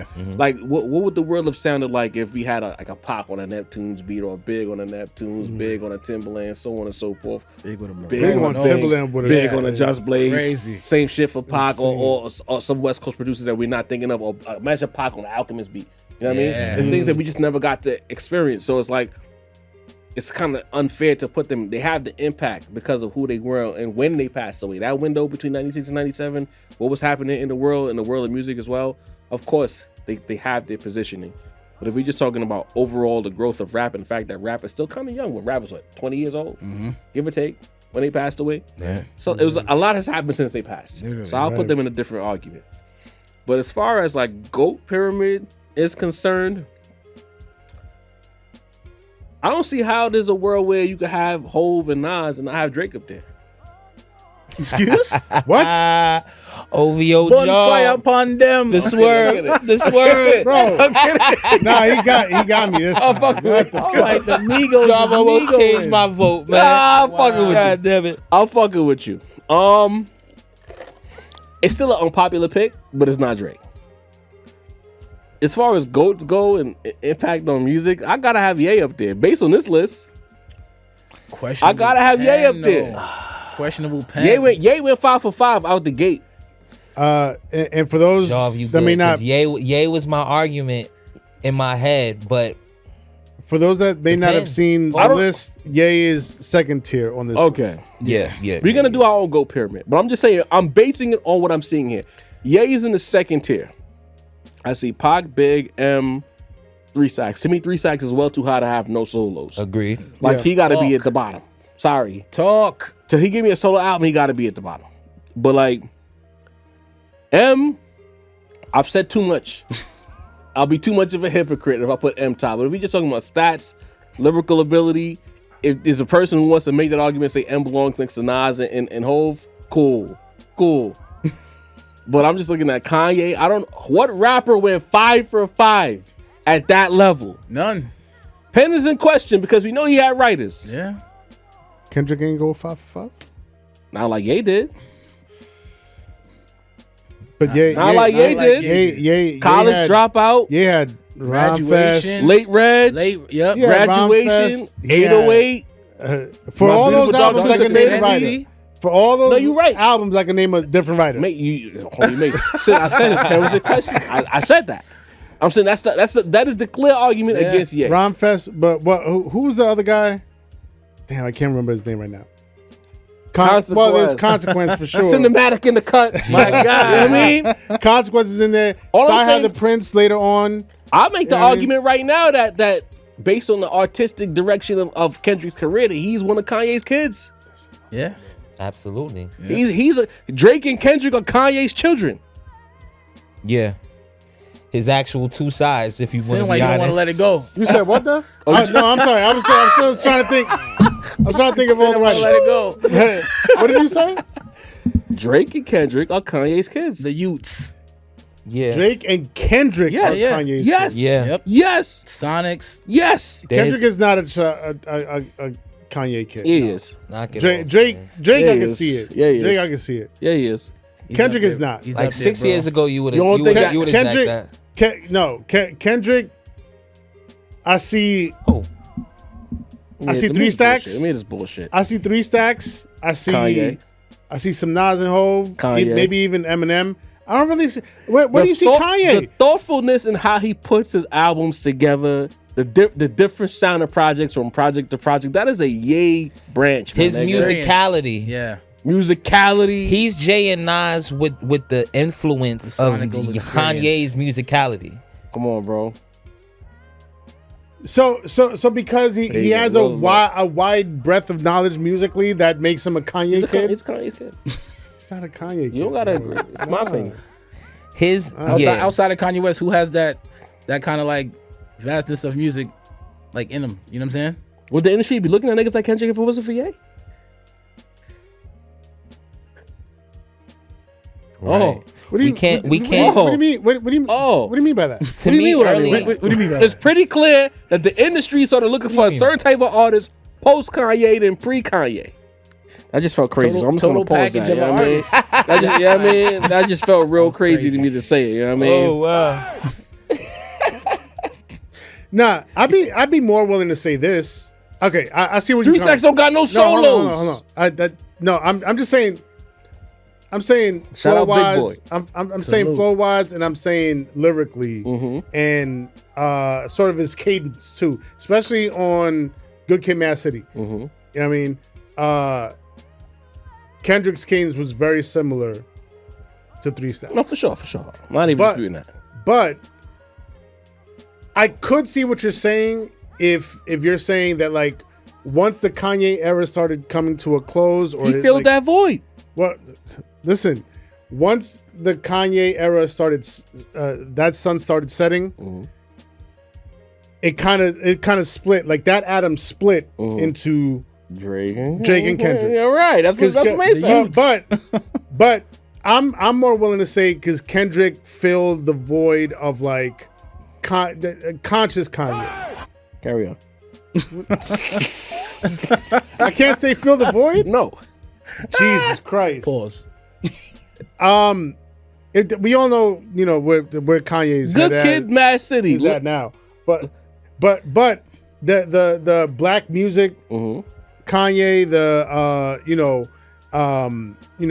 George Bush doesn't care about black people. Kanye, you know what I mean? That whole Kanye. You talking yourself into Social it. justice. All right. Kendrick did fill that sort of lane, and then Drake filled the other half of Kanye. Whoa. Hey, yo. All right, we're gonna move on. We gotta get So- out of here, man. What? So, hey, we're gonna move on. What did I just say? Nothing boy. You know what I mean? You Get two him gonna out of take here. us down for that. What do you mean by that? Anyway, Oh man, let me in put my this away. opinion, What's that, brother? based on NFRs and not my opinion, Right? I would have Kanye up there. We're gonna do our own pyramid, Yeah, Yes. I'm with that. and we're gonna figure this out. I mean, you know what? Shout out DMX. Why DMX not in them conversations? Why DMX not up there with Hov and Nas? Why niggas always forget about DMX? DMX is my. First 2 album run is crazy. This is what I'm saying. DMX is my case study in the Biggie and Pac argument. That if he had a 5-year career, DMX would be the GOAT. But the 20 years after, we saw, like, if you're gonna judge people for being bad, then I can't put somebody who died up there because they didn't get a chance to be bad. So DMX and 50 Cent are my biggest case studies that you like. Yeah. They could be the That's GOAT. my Eminem argument. And matter of Right. fact, for the sake of being responsible, you know, Kanye aside, opinions about rappers that pass away aside, realistically speaking, it got to be bigger Pac at the top. Yeah. Dead or alive, one of those two got to fill that spot. It'll You could most even likely argue be for Pac, the Jay-Z haters. You could even argue that you could take Hov out that, and then put both Big and Pac and Nas at the top, just to appease them. We gotta through that out. Kind of need Jay-Z. We gotta appease them. We gotta appease them. We gotta appease him. He's right. Throw Pac in there. No, listen, Nah, Hov man. gotta be I in don't, there, though. I don't know. Oh boy. We're gonna move on. We're gonna move on. Nah, because Sim about to say some shit that's gonna happen to him. No funny shit. I've been obsessed with ignorant shit for like 4 days straight. Welcome. I've just had that song like running in a loop in my head. Imagine The how I felt way in 2004 when I that first heard that whole shit. Like, what is slid this? on that Yeah. is just completely That different. nigga was just so nice for so long, bro. Like I can't. Jay. Why you think I Listen, said what I said on the live? They don't Where I like was Jay-Z praise, so I can't. Where I, can't, was like, you know. I blame Hov for where New York is now. Because why would you retire then? You were still Superman. You didn't have to leave, nigga. But I see the. There was no degradation in his he rapping was still ability, bro. Still top notch. But I see the big the Tupac. It just means so much in the world of hip hop, bro. Like the way Tupac galvanizes like the crowd. For sure. And I'm talking about not just on the West Coast, like the East Coast too. Like I see why people would I have think him. he's loved more on the West than he is on the East. Of course, but the love on the East is I crazy. think the though. West and the South love Pac more than the East Coast Like, does. You know what I'm saying? If I had to, I if know power about rank Pac in it, the it South, probably, I probably would put even the Midwest. To I be mean, honest. if we do universal GOAT outside of niggas who love rap like us, if we just ask like Jimmy Nobody, casual rap fan, the GOAT is Pac. Pac Yeah. will win. If you get into like super rapidy rap niggas like us, there's a conversation to be had. It might still end up being Pac, but the conversation will sound a lot different. Yeah.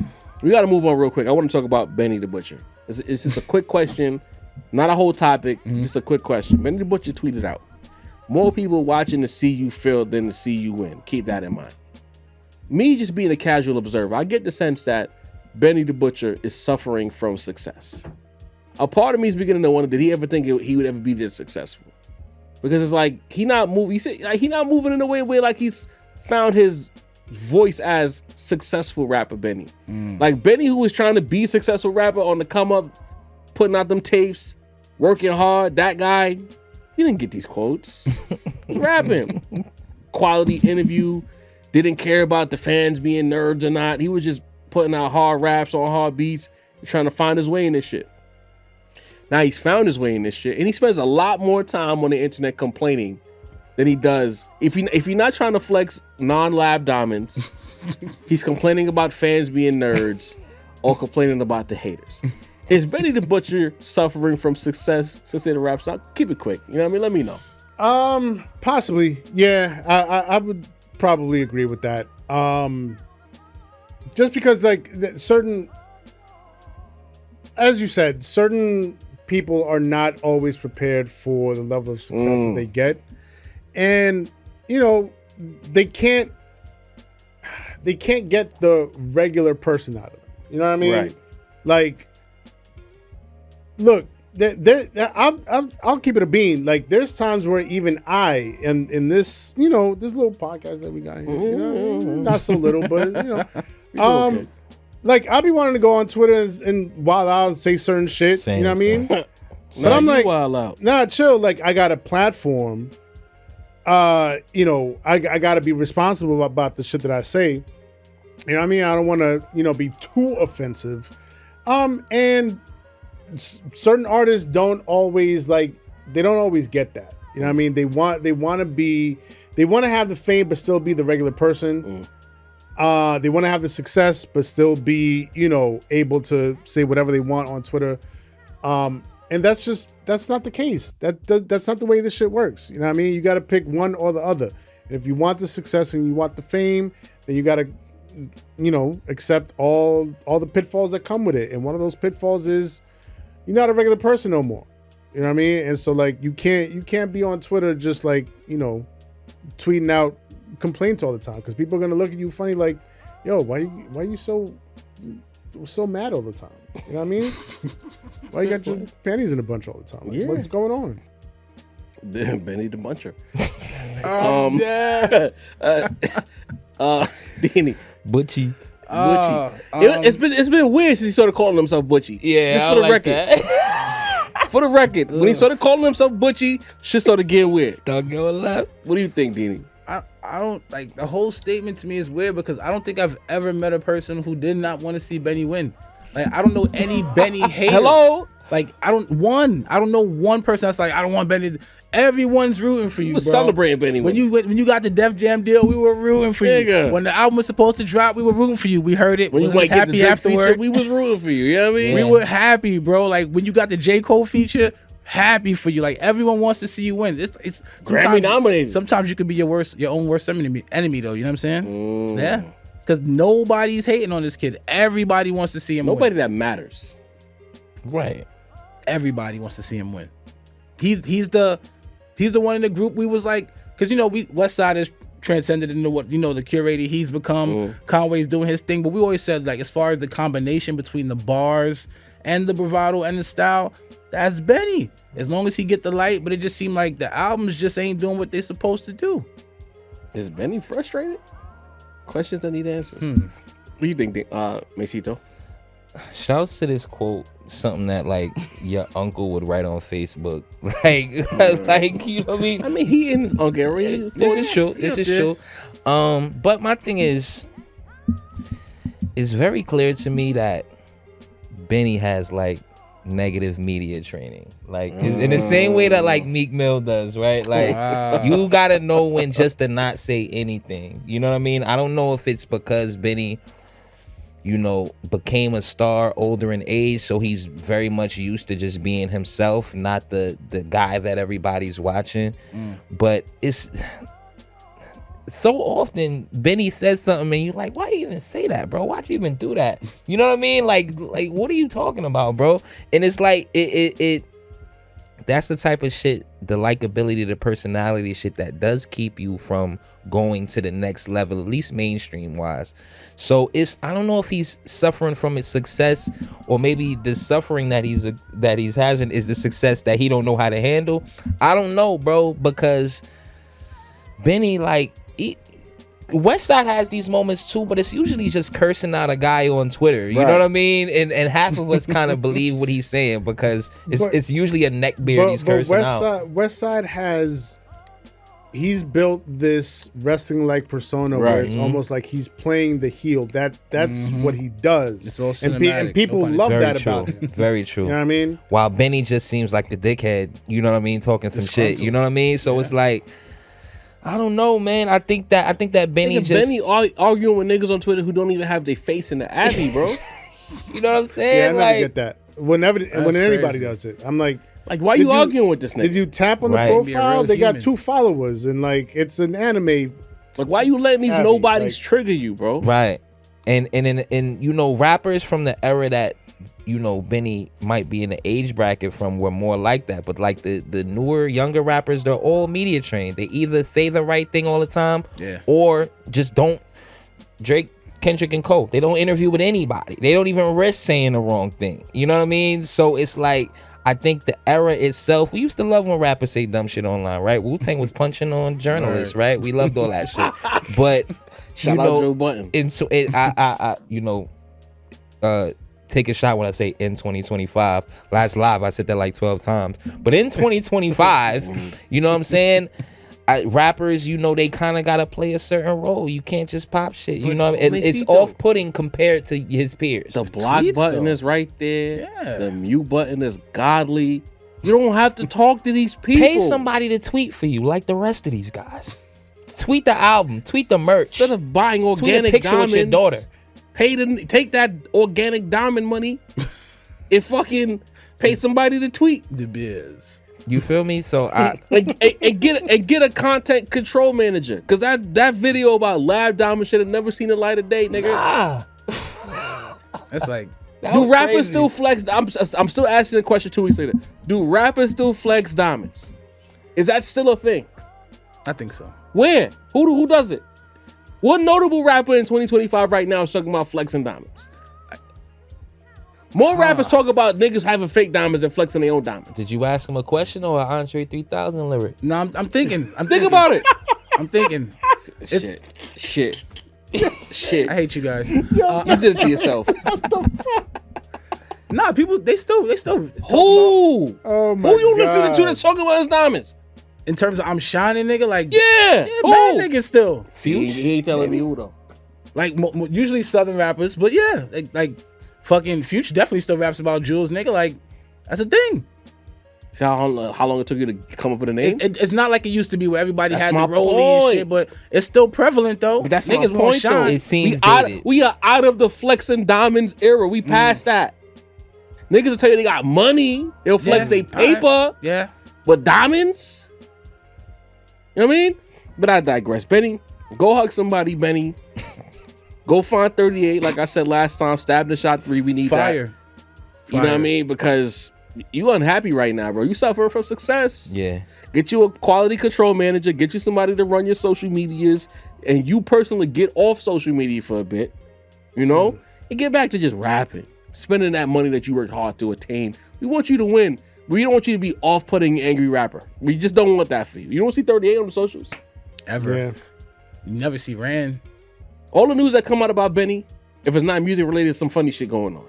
That weird interaction with fucking Primarily, it's more than that than the music now. Freddie Gibbs, get into a little squabble with Conway and company. Bro, get some good pub, Yeah. huh? It's nasty. Go do a feature and go body it. How about that? Let's get back to the rap. Yeah, highlight Fuego Bass and do a tape, man. That nigga's nice. Tell Fuego to pull his shirt down. We don't want to see his stomach. What was that? Damn it, man. Y'all see the video the same way I saw the video. Bigger than can be. Love Fuego, friend of the show. He's been on the show. Family. But you teach you like, what was that? Quality control at BSF. Hire somebody. We want y'all to win. We don't like it ain't too much Facts. happening in the towns. We got a few studs from the towns, but we've had to embrace the Buffaloes, the Connecticut's. Yeah. Yeah. So make us look good. Yes, sir. That's all I'm asking. I'm gonna save this topic that I had on the list for the live. It might ring off better on the live anyway. Yeah. We're gonna move on to my new segment. Leave us alone. This is gonna be brief. I don't need to say too much because it's been understood on this platform plenty of times. Young Thug having the weirdest rollout in the history of rap album rollouts. We know that. At this point, now that the album is out, I'm 120% convinced that he put them jail tapes out himself. Young Thug had 100% to do with that. That was not Gunna. That was not anybody in Gunna's camp. That was all Thug on the rollout through the apologies, the interviews, the album release, all Young Thug, right? But Young Thug didn't account for something happening in the midst of this situation. He didn't account for 6ix9ine thinking it was his time to shine because niggas in Atlanta are telling. So I wanna be clear. 6ix9ine, leave us alone. This is not your opportunity to come back outside and say he's snitching too. It's not your chance to come out and do interviews with Charleston White, who can also leave us alone, and some random white guy. All of y'all niggas can leave us alone. We don't want to hear from you. We don't want no music from you. We don't want your opinion on snitching. You made the whole towns look bad when you did it. We don't care. Go back with it. But the fuck you was at? He was in Puerto Rico? DR, where was he at? I don't know. Mexico. or some Mexico, shit. wherever the fuck you was at, go back over there. Nobody wants to hear from you. 6ix9ine, leave us alone. That's all I got to say. I'm moving on. Period. Mesito, your segment. Let's cook, y'all. We gonna talk a little bit of music industry talks. Yeah. There's been a lot of talk and wondering. We got into a little bit on the live about this Cardi B situation in the larger conversation Stats? that it presents. The stats, you know what I mean? The fact that she was already platinum on the first day of release. Hashtag, you know what I mean? So, you know, I'll go into a brief explanation just about that, right? That's RIAA versus Billboard. We spoke about that a little bit, but I feel like the larger audience needs to know.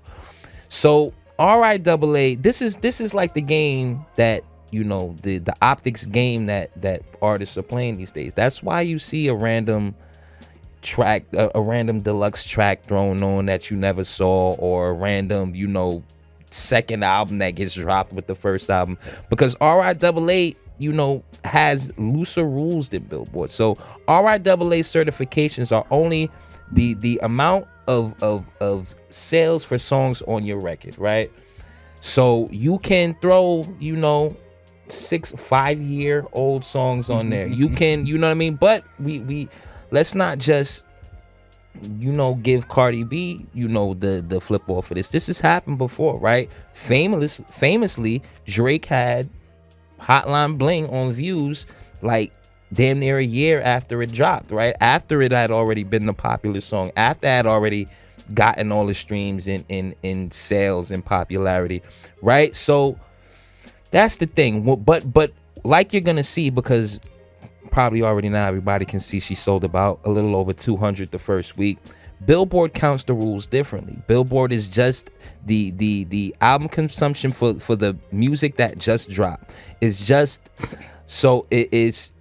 Now understand, both for Billboard, even RIAA, both of them have weird, it's not like 10 years ago. They both have those weird calculations, right? But where 1,500 spins is a song and 10 song downloads is an album, which means you can download the same song 10 times, right? I gotta ask the question because I always ask it. Who decided on that number?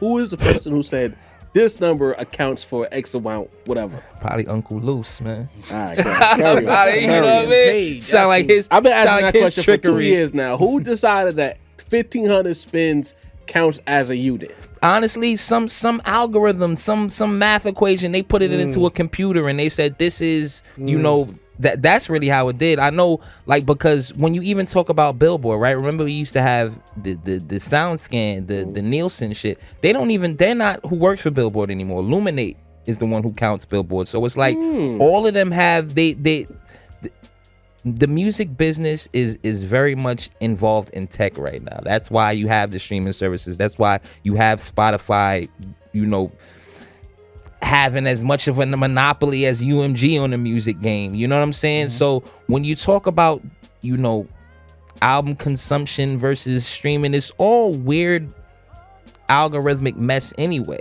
right? So yes, the platinum in the first day is you know, whatever, but also, you know, I think it's time for us to admit that these Billboard numbers, this is the way you used to be able to determine, right? Like, this is this artist's popularity compared to this artist's popularity because we're looking at the Billboard. You can't do that anymore. That's not an accurate way. It's the same list but a completely different calculation. It's not what you thought it was 15 years ago, right? So that's why you can have, you know, even down to how artists like Taylor Swift and like Drake can drop albums in the whole top 10 is all them, right?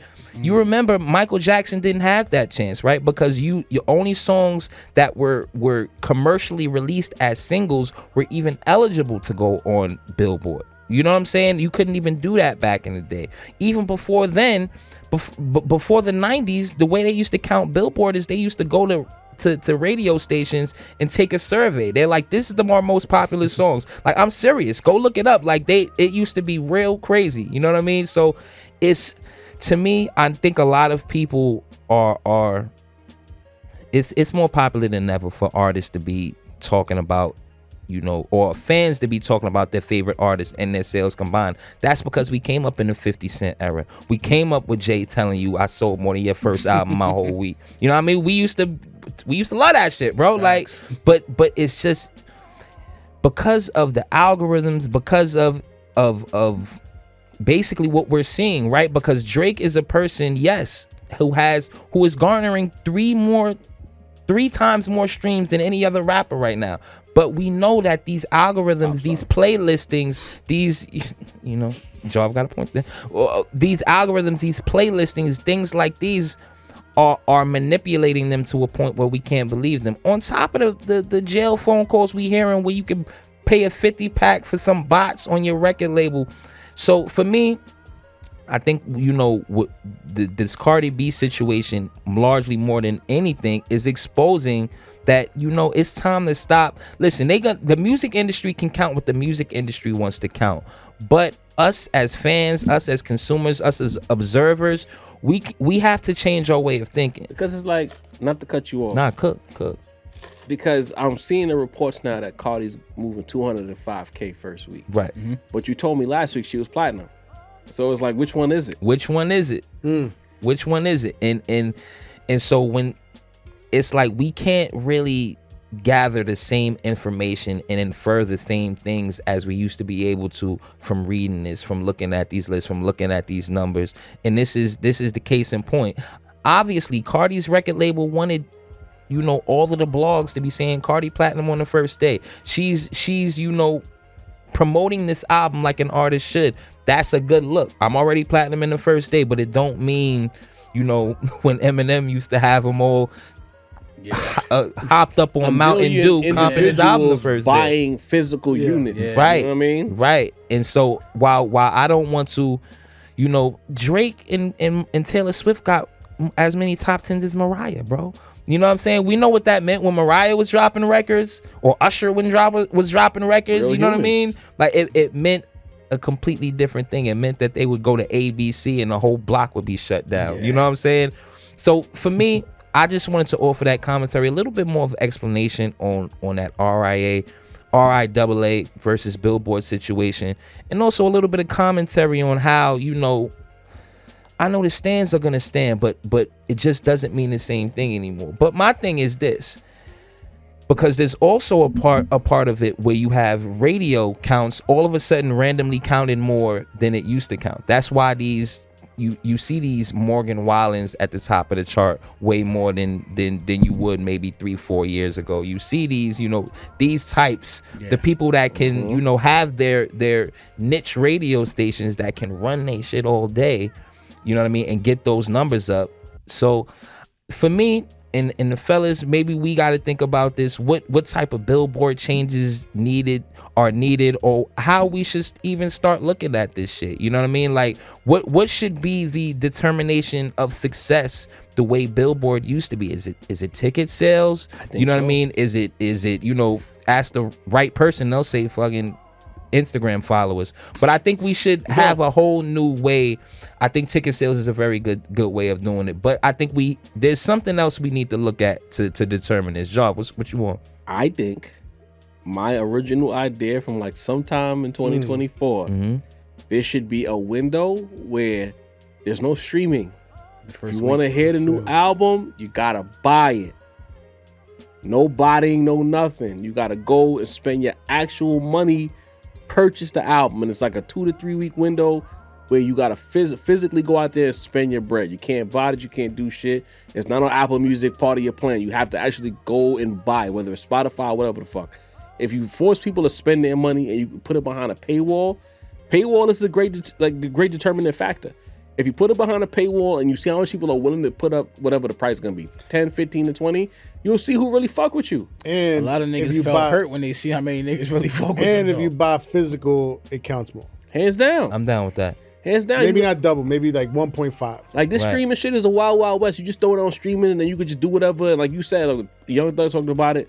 You put up 50 racks and you could get whatever you want to get, and you just run the numbers up. Nah, kind of like what Stove did last year. You get your little platform and you put it behind a paywall. You want to know how much motion this nigga got? I bet. And I think the number was something stupid that Stove did. Yeah, he think so. Behind the paywall. Put all these artists need to have their album for sale, not for streaming, for sale, and we will see who fucks with who. Because it's like Hollywood is doing that right now. It ain't like I'm not saying that's crazy. Every movie comes out and the movie theater is getting the streaming much quicker than ever before. Yeah. But you gotta go buy them tickets before it ends up on HBO Max, Disney Plus, wherever it's gonna land, right? I think that music needs to follow that model. You have to buy it before you can consume it ad nauseum. And I think if you do that, you'll really get the idea. Because to me, like, yeah, if I'm just scrolling and I see Cardi B platinum on the first day, oh man, Cardi B's popping. But then at the same time, you telling me Cardi B sold 205K first week, and the Clips did 110 or 105K first week. That's 100K difference. Is she that popping? Kenny did almost 400K first week. That means that it's clearly that Kenny is leaps and bounds, right? He doubled the number damn near. All right. So why plays industry games? I guess the games is kind of the same thing as back in the day when niggas was ship and you would get a platinum plaque for shipping platinum, but you didn't sell platinum. Right. You know, I guess some would argue that it's the same thing, but I just feel like there's something about streaming to me that's very disingenuous. Right. How can you dictate motion? What's real motion? What's digital motion? What's real human motion? Ticket sales and paywalls. That's my opinion. That's how you know who's really moving out here. Right. All these niggas in Atlanta and wherever other city, take it how you want to take it. There was that talk back in late 2023, early 2024 where niggas was not being able to go on tour and sell tickets because they didn't have real motion. Niggas that music who we liked, even was it Dirk couldn't sell tickets? Baby and Dirk couldn't sell tickets. Together they couldn't sell tickets. Because so what was how much of that was bots? How much of that motion was bots? How much of that was real humans running the numbers up? It's a great separator. The ticket sales is how you know if niggas is fucking with you. Kenny just did a world tour. Of course, alongside SZA, I know. Nigga was just in Mexico, sold out. Dolly. I think he wasn't with SZA on that leg. All right. So that tells you, real humans or bots. It's the ticket sales. You can't bot that. Niggas coming and dedicating time. Diddy, say what you want about Diddy. The nigga was in the rain at the Kenny concert. Okay? That's motion. That's impact. The nigga spent this bread, his hard-earned money, and got niggas to come outside. Went outside, got the shirt on, got from Freddie Gibbs. You know what I mean? All this digital shit is really... Digital motion is not real life. Nah, that's why I came up with the shit many moons ago. I said, can a nigga go to McDonald's? There's only a handful of niggas that can't go to McDonald's. There's mad niggas who got mad followers, mad streams that can walk into any McDonald's in America right now. Nobody would know who they are. Right. But if you look at their social media, you look at their streaming numbers, that would tell you that they're a megastar. Yeah. So we gonna see. But I feel like there needs to be some kind of paywall or something to really separate the heavyweights. To me, everything being the same, I got a problem with that. We need a separator. We need to know who the elites are, who the heavyweights are, who the niggas who's on the come up, who the niggas who are legacy acts, so on and so forth. To me, what Nas is doing, Nas is packing venues out. His first week numbers come out. He do a 35K first week. Yeah, but he's packing out venues. Packing them out, man. When a 200 plus nigga had to cancel his tour. Can't move. Yeah. That's a problem. That is a major problem. And even in this way, you know, and we got to get out of here. But even in this way, like they have streaming parties, so it could be a small amount of fans streaming your shit over and over, and that means you popping. No, it don't to me. It means that those fans figured out how the algorithm works and they are playing the game at how it's meant to be played. We got to get to the mailbag real quick. We'll keep it quick. Yes, sir. DJ Black 6 says, how does one crew represent the whole Atlanta? He's talking about the whole YSL situation, shit like that. We're gonna stay right there. Don't move. Bowtie Killer 187 says, that's a crazy name. Right. They act like Young Thug and Little Baby is the whole Atlanta. Future is fine, 21 is fine, Cardi's fine, Gunna's fine, JID's fine, YFN Lucci is fine. Lotto's holding it down for the women. Offset got a hit with Bodies. Young Nudie just dropped a fire album. Pluto had one of the songs of the summer with Wim Whammy. I don't know about that. 2 Chainz dropped a fire album with Larry June. Mind you, these guys from New York, so they don't know what's going on at ATL. They only know what the algorithm feeds them. Job thinking 42 Doug is from Atlanta. It's proof for that. So I want y'all to know, I've been getting that shit wrong for at least 2 years. I'm gonna keep getting it wrong because I don't listen to 42 Doug or Pooh Shiesty. I keep telling you, I'm the old man when it comes to some of these things. But the problem I have with Atlanta niggas getting they panties in a bunch to bring that back about this shit is y'all do that to New York all the time. All the time. Because mainstream media is not telling y'all that New York got a whole ecosystem of artists who are getting paid to rap, have fan bases, go on tours, overseas, so on and so forth.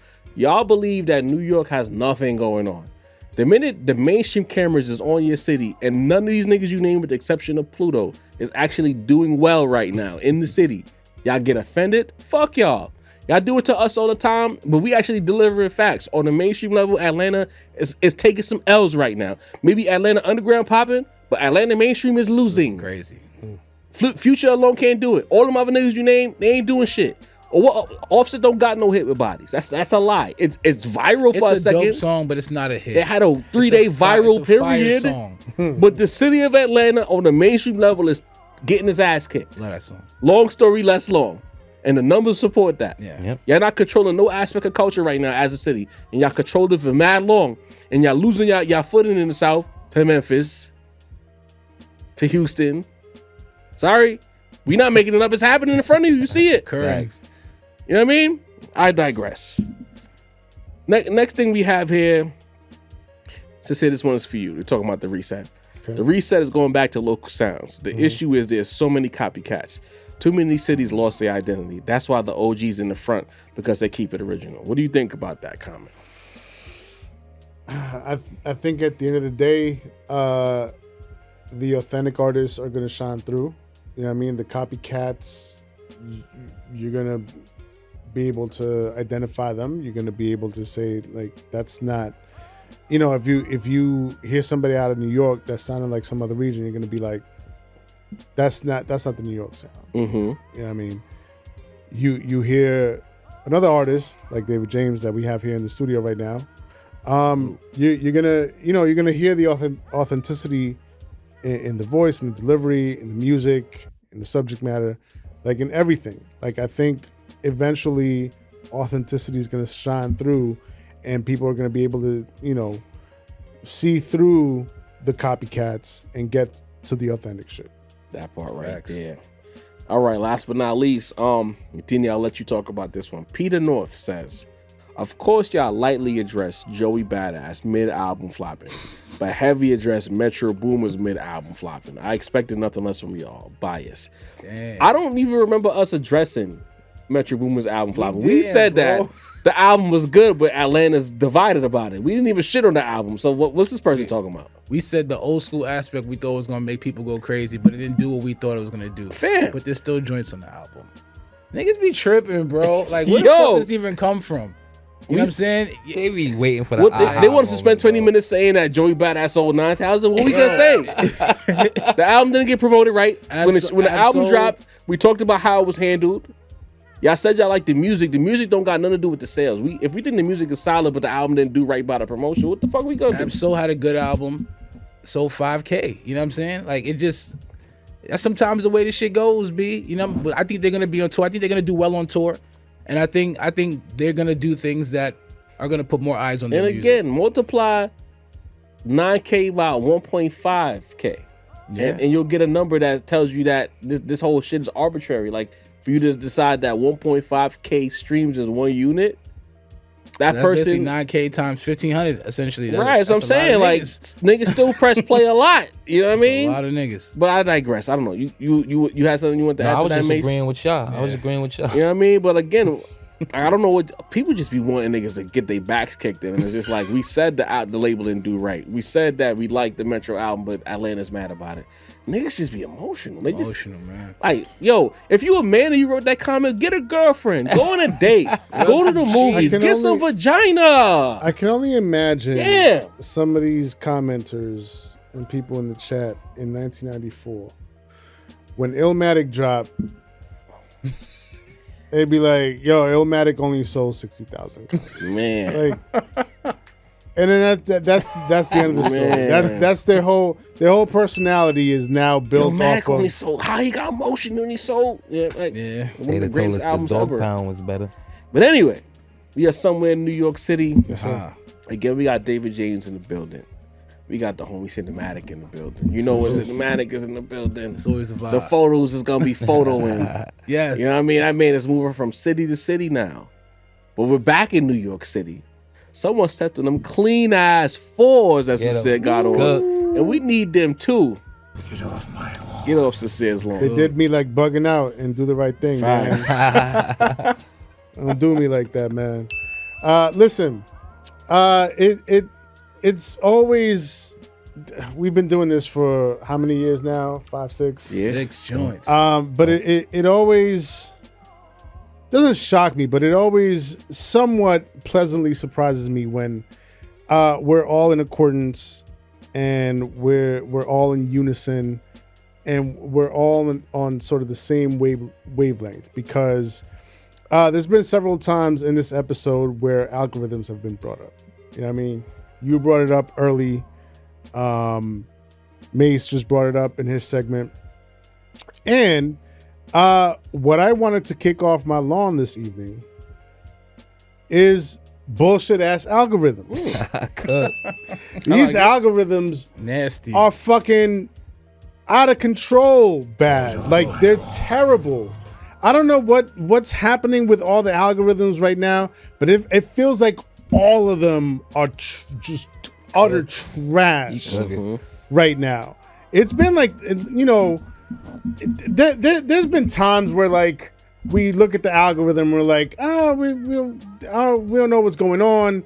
It kind of tweaks a little bit and then it gets back on track.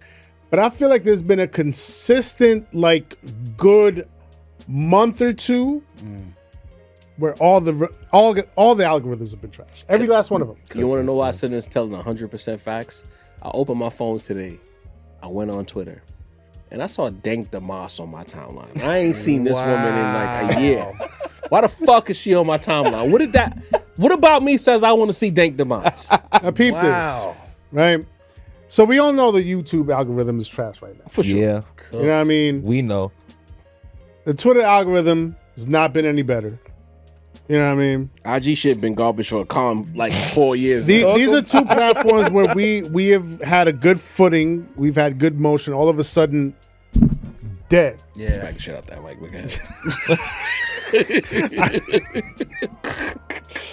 Let me move it out of the way. Yeah. Dead. But what really put it over the top for me was the IG algorithm. You know what I mean? Because I go on IG, and here's the thing, I don't even expect that much out of IG anymore. You know what I mean? I go on there for kicks and giggles. But I've realized this past week, there's been a lot of motion in the city this past week. You know what I mean? With Freddie. Alchemist. Apparently Erykah Badu was in the town. Oh, shit. Yeah. Now, I say apparently because I find out like a week later after the shit fucking happened. It was like 3 to 5 days. It was fucking business days. They let me know business days after the shit happened. So I go on IG, right? Matter of fact, you know how we was hanging out with Leezy. Shaleezy. Right? Yep. We was hanging out with Shaleezy. What up? Bye-bye. He and he was telling us, he was like, oh yeah, Alchemist was at the coffee spot. Yeah. Café Colmado, right? I'm like, oh, word? I didn't hear anything about this. Like I didn't see it anywhere. Café Colmado is a spot in my neighborhood. Yeah, in LES. Around the corner. You know what I mean? Spanish owned. I go to that place. I get coffee. They have a coquito latte that's out of this world. You get what? Coquito latte. No, what'd you say before that? You get coffee? I get coffee. Pinkies up. Pinkies up. Right. I get coffee. Coffee house. You know what I mean? Coffee house wraps. This place, I love that place. It's so fly. It's Spanish owned. They got the vibes. They got the fucking the domino table there. You know what I mean? Vibes is immaculate. And so this is a place that I go to, that I frequent. Apparently, Alchemist had an in-store in Café Colmado. It was there mad long. Like, he was there like all day. Yeah. You know what I mean? Now, I'm thinking to myself, Alchemist, one of my favorite producers of all time. Yeah, crib. In my vicinity, in my neighborhood, at a place that I go to. Off the block. I saw that shit on IG 3 days after the fact. That's terrible. Hurt your soul. What is the algorithm? You have one job. Give you what you like. Give me what I like, what's in my vicinity. You know what I mean? No. When those things merge together, that should be like the number one thing I see as soon as I pop open the app. Yeah. The number one post I should see is Alchemist at Café Colmado. I find out 3 days after the fact. What are these algorithms there for? What are they doing? To feed us bullshit. They feeding us mad bullshit. And I'm realizing, like, you know, what's been happening over the course of years now is that the algorithms are not there for us anymore. They've been not being there for us. They're there for the corporations, the conglomerates, whoever's paying for the algorithm to put their shit at the top. And the shit that we care about, we find out 3 to 5 business days later. That's what's fucking happening. Whack. Yeah. These algorithms got to get the fuck off my lawn. And then I find out Freddie Gibbs and Erykah Badu was a Hidden Tiger. That shit is 2 blocks away from where I live. I find out 4 days later. What the fuck is going on with these algorithms, bro? Why are you not telling me what I want to know? We're not the political podcast, but I think what happened to Charlie Kirk kind of broke the entire internet, bro. Yeah, it did. Listen. That right there kind of ruined everything. So if the Rap Roundtable wanted to talk about Charlie Kirk right now, movie. But because of that and how much people are feeding into that political sphere, young people and old people alike, It's heavy, bro. left, right, center, Heavy. it's feeding into that. And that's where right now you scroll on any social media platform, the ads are gonna be, or the random ass post about Charlie Kirk. Rest in peace. You know what I mean? We don't disrespect the dead here. We not political here. We don't support his beliefs. But rest in peace, nevertheless, for the people who might get offended. You know? But right now, that Peace right there, or Sin. all right. Sorry. Go ahead. Continue. Cut it. people, yeah. All right. The people who are into that type of thing are controlling the internet right now. That's all I'm gonna say. And as you were. No, that's a whole fact, and I'm glad you brought it up because I was trying to be careful. But yeah, we've been peeping that the algorithms have been trash, but like it has really tanked in the last several weeks or so. Yeah, it's been You know what I nasty, mean? It has tanked. You know what I mean? The activity that I feel that I expect from my own Twitter account, dead.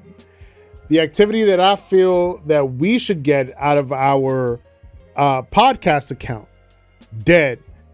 YouTube motion, not dead, but like it's you know what I mean? I just look at the names in the chat, and there's certain names that pull up for everything. I'm just not even seeing them. They're not even getting notified. Right. And people have even written in the chat like, "Yo, I'm not getting notified about anything y'all niggas is doing right now." So it's a little wonky right now. I don't Yeah. get notified, and I'm a part of the Rap Roundtable. Like, I gotta go find our tweets. Right now, that's crazy right now. So all that to say, you know what I mean? Like, you know, Jarv talked about it at the beginning. Mase talked about it. Now I'm here at the cap of the show. Yeah, man, we have to have a serious talk about these algorithms, who controls them, who makes the decisions, who, you know, what's the algorithm that decides, you know, how many streams are a sale, what's the algorithms that decides like what gets placed in front of us on all these social media platforms. And you know, if the shit is not benefiting us, then maybe we gotta, you know, come together, build our own platforms. You know what I mean? Build our own algorithms, or just, you know, go elsewhere, or maybe just, you know, Was that what was it that we're gonna talk about? We're gonna talk to David James in a minute. He had a bar on his album talking about social media done fucked Fried everybody niggas. up. You know what I mean? Yeah. So David James kind of he I got some questions for that man about this project. I got some questions because I'm trying to figure him out. He's confusing me. But go ahead, Sin. yeah, man, algorithms got to get off my lawn, bro. There you go. Yes, sir. Dini, you know what to do. Y'all know the vibes. We are here. Hit the like button. Show love. We love you like you love us. Masito, voice of the culture. Sincere, the rap snob. Jarvie, the motherfucking point guard. Dini, the balance of the force. And with our powers combined, it's the Rap Roundtable. But stay tuned. We got that brother David James pulling up right now. The New York representative. Stay tuned. 3, 2, 1. Boom. Yes, sir. Pulling back up to the Rap Roundtable, like we said last episode. When you join the Rap Roundtable as a guest, you become family. It's never a one and done. At certain points, you're gonna make your way back. After nearly 2 years coming back to the Rap Roundtable, David James, Yeti Side, back in the building. What up? What's the word, man? Shit, man. What's the word? Like, Glad to have you back. one of man. my favorite glad people to to be bump back, into man. at rap events. We've bumped into David James countless times since the last time yeah. he's been on the Rap Roundtable. If there's an event in New York City and it involves some rap music, you're gonna see shit, David don't say James it like there. that. Don't say it like He's that. outside. That's what I'm I saying. be outside too fucking much. You know what I mean? And we love that because our new mission statement for 2025 has been to let people know, like, don't let the internet fool you. New York City is very active when it comes to rap. 100%. There's a whole ecosystem. Niggas is getting paid to do it. They have fan bases. They do shows, so on and so forth. And you represent that because you are part of that energy. Yeah. So we are glad to have you here. Real quick, before we get into anything. Yeah. It's been almost a cool 2 years since the last time we saw you. I think we've doubled our subscription since then. Yes. So for the people who are going to be introduced Shout out to you, y'all. Appreciate that hard work. You know what I mean? Oh, yeah. For the people who will be introduced to you for the first time, let them know a little bit about you, where you're from, how you got started with this rap shit, so on and so forth. Man, I'm David James from the South Bronx, Yeti side to be exact, man. Listen, I've been doing this for years. Y'all know, just on the underground scene, just ciphers, building my name on YouTube, then open for all your favorites. Shit, I just been grinding for years, just rapping.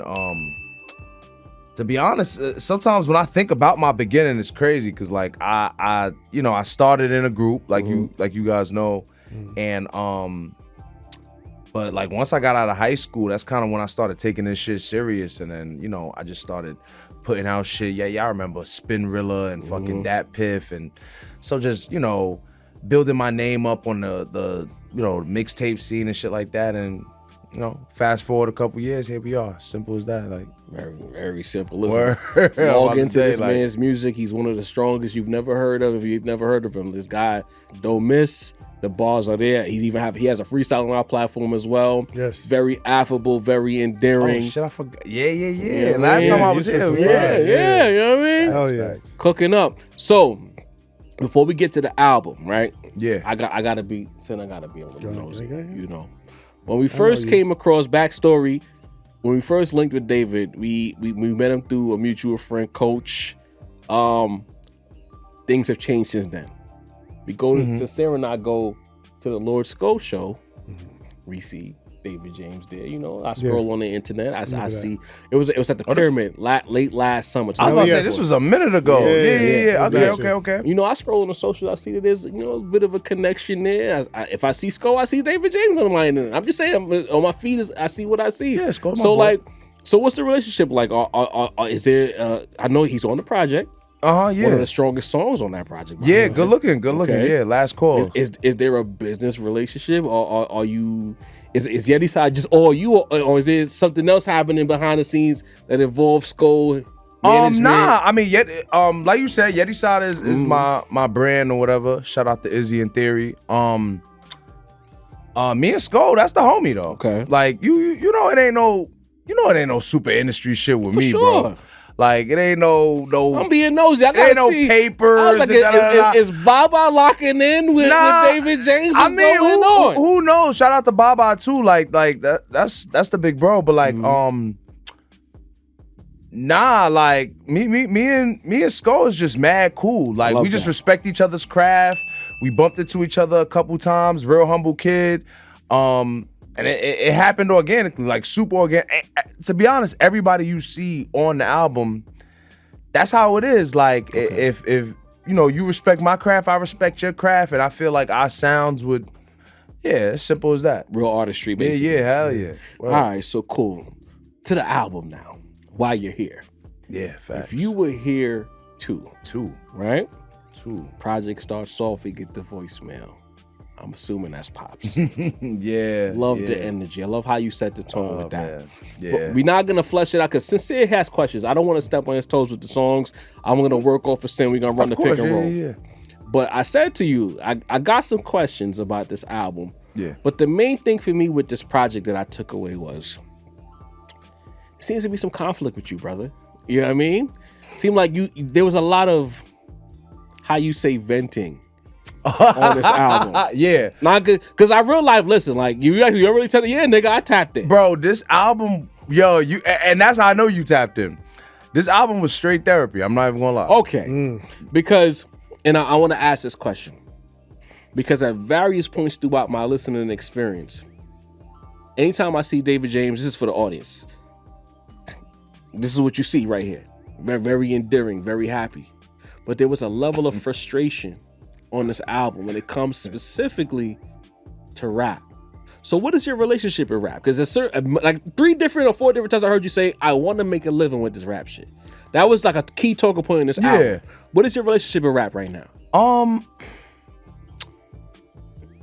I mean, first and foremost, I love rap. I'm nobody without music. You know what I'm saying? Rap gets funny for me because it's like I came up in an era where the ones who loved it the most reaped the benefits, and now I'm in a place where, you know, that's not the case. Simply put, like that's just not the case anymore. And I mean, you know, for me, I still got my love for it. Like I love making music. Like this is just what I love to do. But I am getting older.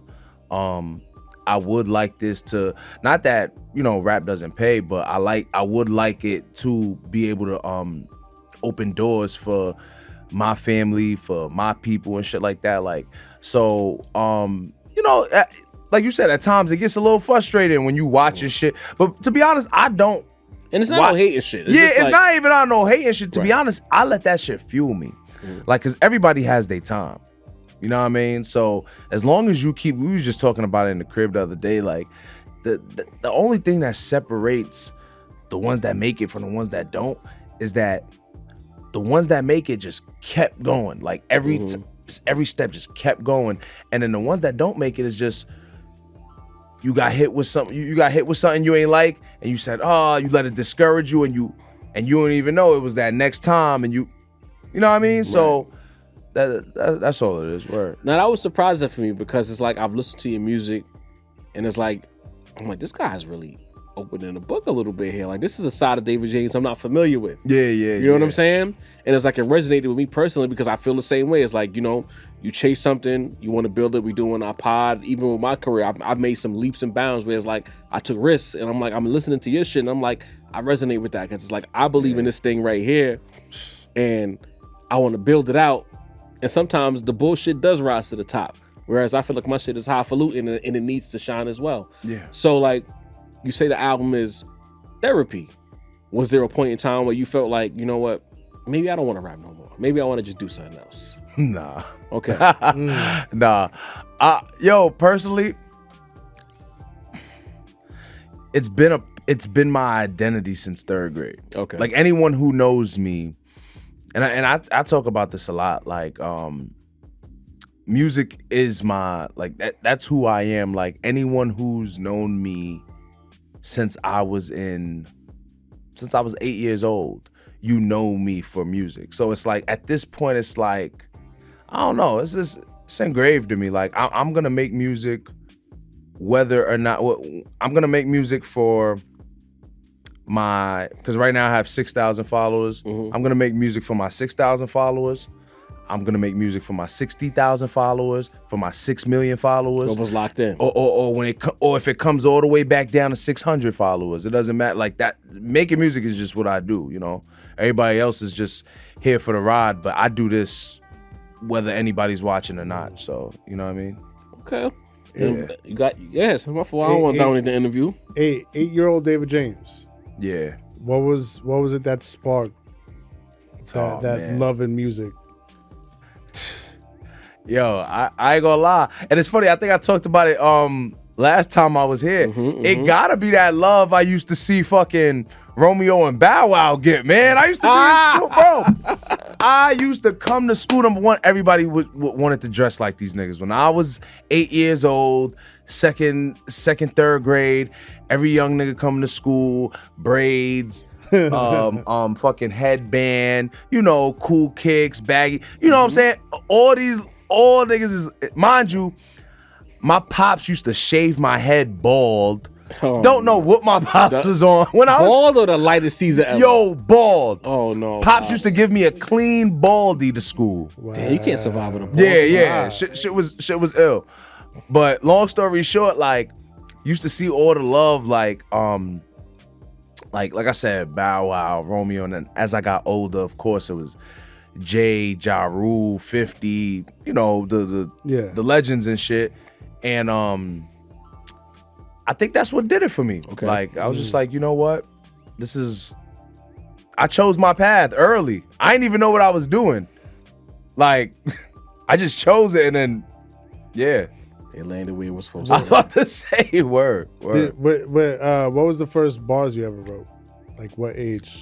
Damn. Wait, what age? Yeah, like put pen to paper, right? Pen to paper, 9. Okay. 9. Damn. Yeah. Do you remember it still? Damn. You don't have to spit it. Nah, do you remember? Do I remember it? Nah, I'm trying to think if I really remember it. Nah. I don't remember. I'm sure if I like really went back or I asked a few of the homies, because I got niggas that I used to go to school with, they still remember some of my old shit. Yeah. Like, you talked about it on the project where y'all was like, we was gang and we felt like we was the nicest. You know Yeah, exactly. So niggas definitely. You know what's funny? I remember when I was in like 7th grade, we did we had what you call like a spring concert or whatever in my school.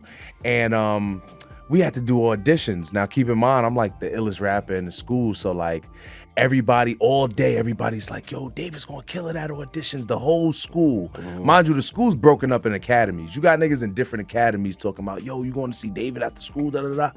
Bro, I show up to the auditorium, shit full of kids. I forgot what I said, but I said this one line. I was like, I said, yo, you a punk. Talking about your set so hard, I stole your whip and left you with a Metro car. Bro, when I say the whole... Now, granted, baby bars, like some bullshit, right? But how you hit the lines. When I'm 11 years old, niggas is like, the teachers is running around. Like, the teachers too? When the teachers is logged in, even the teachers is like, yo, no way. And I think from then, I kind of knew, like, I guess now I'm chasing that high, man. I'm still chasing. Hello. Hello. Like, I was stuck from then. From like I said, 9, 10, 11 years old, I was stuck. Like once I saw like the power I had with you know, and it came so easy. I think that's really what caught me off guard, because I saw like my friends struggle with it.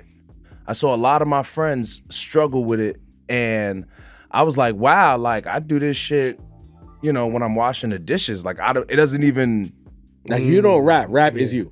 Yeah, exactly. Okay. Pretty much, yeah. Word. So like, let me ask you this now. You're from the Bronx. We know that borough, shout out to the Bronx, has a reputation. Big BX in the building, David James.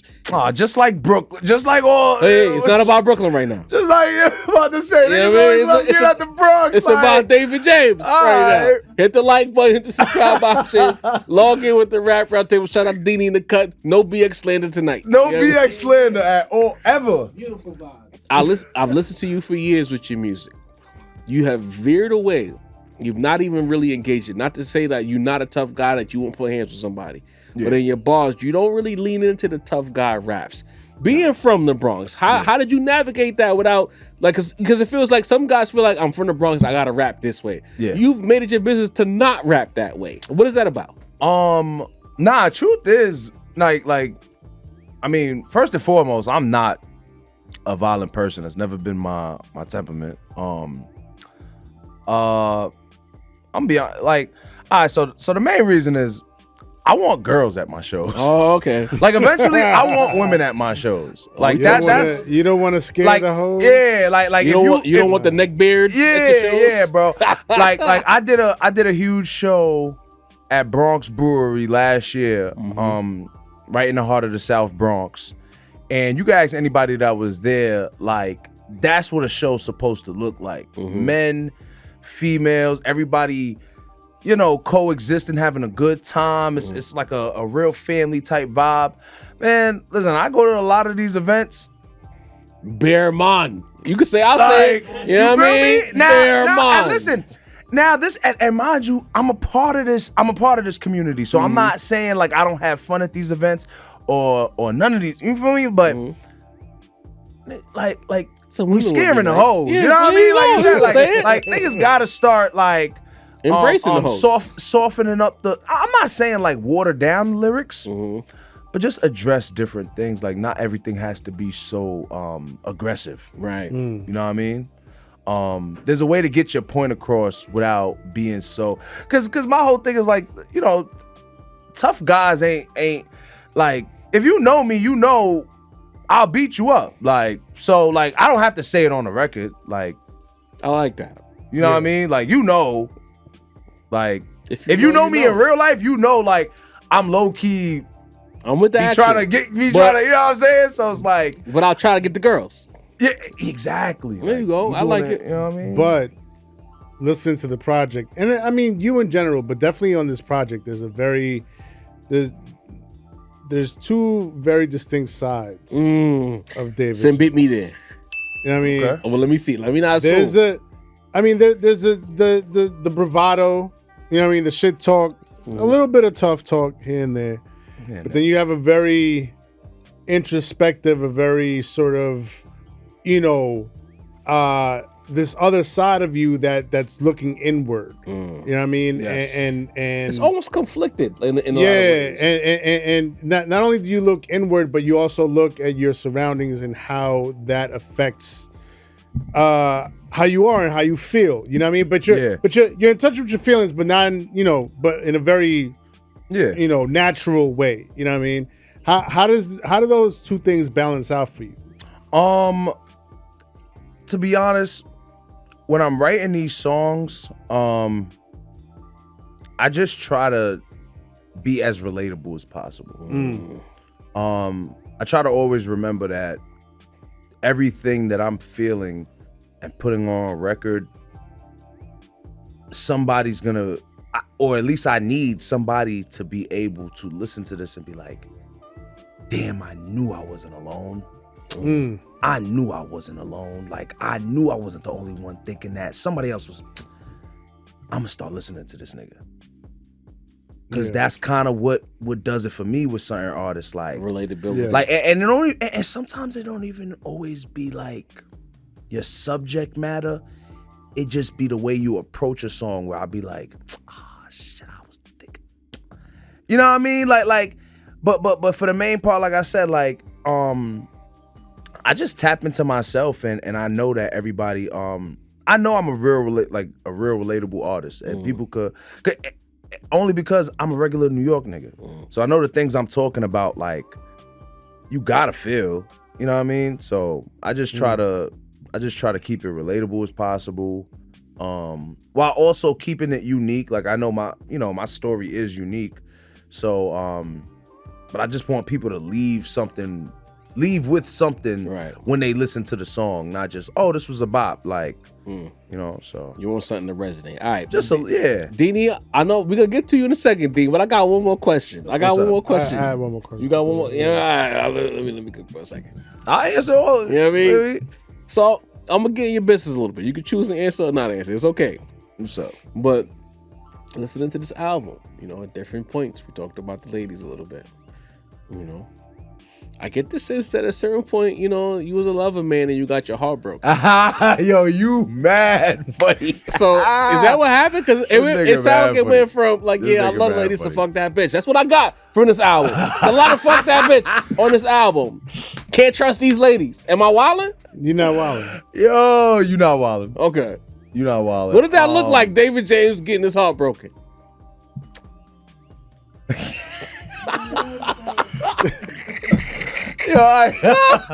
Damn. Listen, heartbreak, losing your job, death in the family. These are just things that are a part of life. Okay.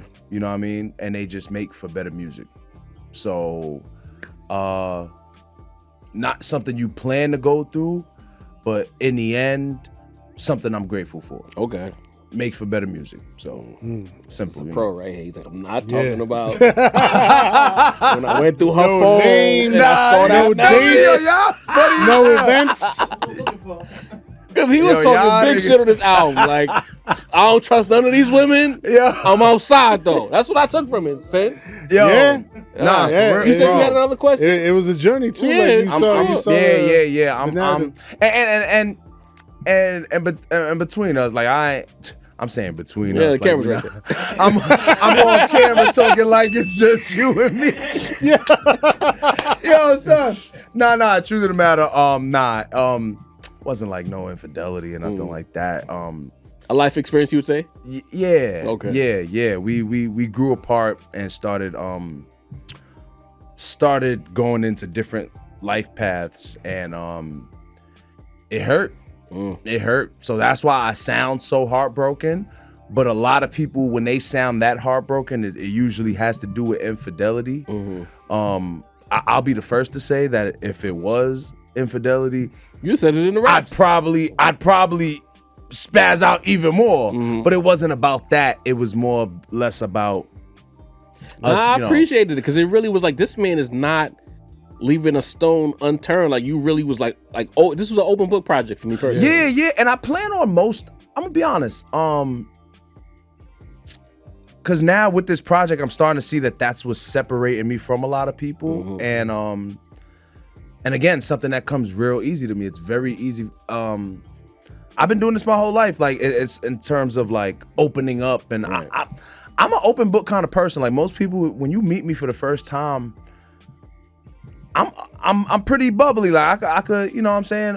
But as a man, it was interesting to see that you were willing to go that route where, because like vulnerability is really the word exactly. I'm looking for. I'm pretty, you know what I'm saying? I have no problem with getting into the deepest parts of my life, because like I said, Well done, because we was about to be like, yo, what you mean by that? Well done. Nah, yo, well you done. Well nah, done. chill. The deepest what? Whoa. The deepest parts of my life. You did good. There You we did go. good. You saved But it. You landed the plane. yeah, funny. But but yeah, I don't got no problem talking about, because it's my shit. It's my life. So who else gonna talk about it but me? Facts. You know what I mean? Yeah, word. Somebody got, and people got to hear it. At the end of the day, it do get a little crazy at times, because it do feel like I'm putting my whole life on display. Where if you're like a photographer or you know, a podcast or whatever, you don't really have to put your whole life. Like, people don't have to know much about you. You get to just do what you do. But as a rapper, you have to bring people in. You have to let people know about the good, the bad, the ugly. Like, so. But somebody's got to, you know, it's kind of one of those roles that is chosen for you. Like, not everybody is chosen to do this. So it is what it is. I like you know. Then you getting in? Yeah. So you sell yourself a little short. You do be outside. You know what I'm saying? Yeah. Nah, that's why I said I'll be outside a little too much. Like, sometimes I just be. At the Gibb show with Passport. Oh yeah. Come on. Shout out Rav. Yeah. Shout out Passport. Right. That's my brother right there. You know, like going out. That's how you really show you love the music. You go out, you support everybody. Yeah, I'm a fan first. I know, like, a lot of people see me as, like, you know, David James, Shit. When niggas come to New York that I like, music wise, that I fuck with, yeah, hell yeah, I support. Like, you don't see me backstage and not, like, you know, and I could very much well be backstage at some of these events, but like, where the fun in that? Like, you know what I mean? Question to you. So it's been roughly 2 years since the last time you were there. You know what I'm saying? Yeah. A lot of things have changed, I'm sure. Yeah, facts. To you, what is the thing between that time and today you've learned, whether it's music, whether it's life, just something you learned within that 2 years time that's like have a great deep effect on your life? I mean, shit, not to get too deep, but I mean, as y'all know, like, my pops passed in June, so and that's why I had his his voicemail at the top of the album. Yo, life is short. Yeah. Life is short. Mad cliche. I know it, but It's a real thing though. but but I think it's important for everyone to get to a point in life where they realize how short it is. And sometimes it takes for an unexpected death in the family. Shit, to be honest, that's usually what does it. That's usually what does it. Like, once you see somebody who you thought was gonna be there for not forever, but for way longer, and then you realize, and then I'm sitting there hearing about all the shit he had planned and thinking about all the conversations we had, and I'm like, damn, like, he didn't think he wasn't gonna. And then I started thinking about my life, like, yo, everyone thinks they tomorrow's guaranteed. Everything, yeah, very arrogant of us, ain't it? Mm-hmm. Yeah. Mm-hmm. So it just put a fire up under me, and literally I ended up finishing the album that month, and then we just started getting the rollout together. I was just like, once he passed, I was like, all right, I gotta hurry up and. That's crazy, because I was gonna ask you about your dad, being that you set the tone. Yeah. With the intro.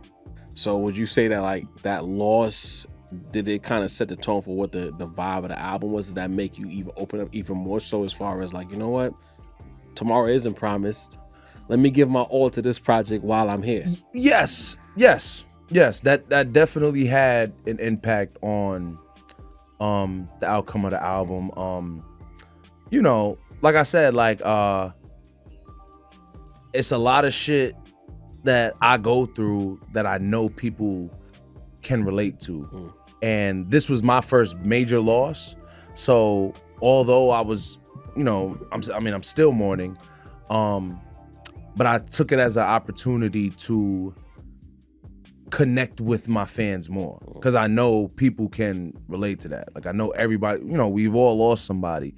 So when it all happened, I was like, damn, I have no choice but to add this to the album and speak about these things, like I said, all makes for better music, man. No, I appreciate that. Now the album, since we're there now, it's got so many different vibes to it. Yeah. You know what I mean? And they're all you. You know what I mean? You got leading off New Start, super jazzy vibes. You know what I mean? Love it. I'm the one at the Rap Round Table that love that anytime you. That's why I didn't ask about it, because I knew you was gonna get there. And anytime you mesh the jazz with the rap and hip hop. Yes. And I love that too. It. I love when artists do that too. So you know what I mean? I appreciate that. The tribes, the De La's, the everything. Yeah, you know what I mean? But you didn't stay there. You didn't just stick to that. No. You had soulful vibes, some drumless joints. You know what I mean? Yeah. I love that shit too. You even had some joints that felt almost like southern kind of Houston vibes. Second half of the album, you added a little more bounce too. Gave me a UGK vibe on like Can't Complain. Yeah. Very much gave me like, that UGK vibe. But it's all unequivocally you. Like, speak to that well-roundedness, that balance that you have, where it doesn't feel, at least to me or us, it doesn't feel like you're reaching for a sound. Yeah. It just all feels like you. Shit. Well, first and foremost, I'm like, I look at myself to be a pretty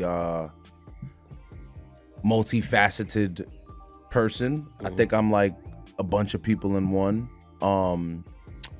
So for the main part, I'm never in one mood when it comes to music, like a straight boom bap or straight like, you know what I mean? I've been experimenting with sounds since I started music. Like y'all remember how rap was back when, exactly. Like again when it was Hove and 50 and all the legends.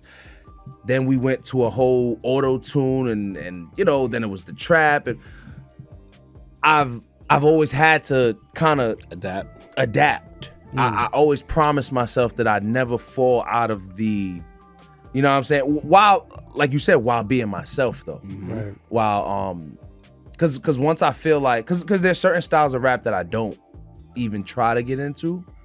But if it feels natural enough where like, yo, I like this. Like if I like it enough, I can imitate it.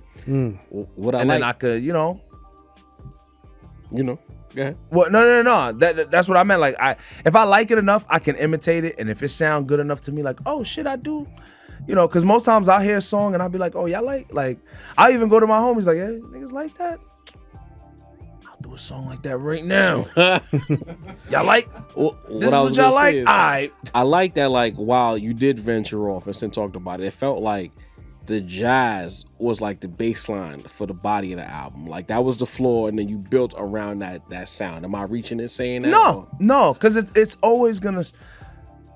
I always want my albums overall to have like a classy feel, like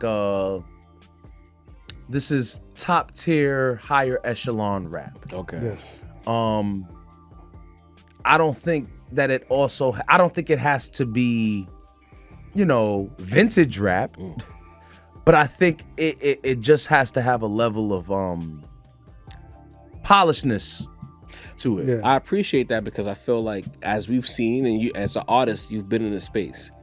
Like the entire drumless wave with a beat sound very dirty, and I feel like when a few artists were doing it, fantastic. When it became like the baseline for everything, I felt like, all right, there's more out here that you can do, especially as a New York artist. So for you to take the approach that you did, and continue to do, it's not just this project, it's generally speaking, I think that's needed, because I don't want it to just be a situation where, like, for you to be a New York rapper in 2025, you got to get on a drummers beat, you got to get on some cosplaying version of a Derringer beat, or a conductor beat.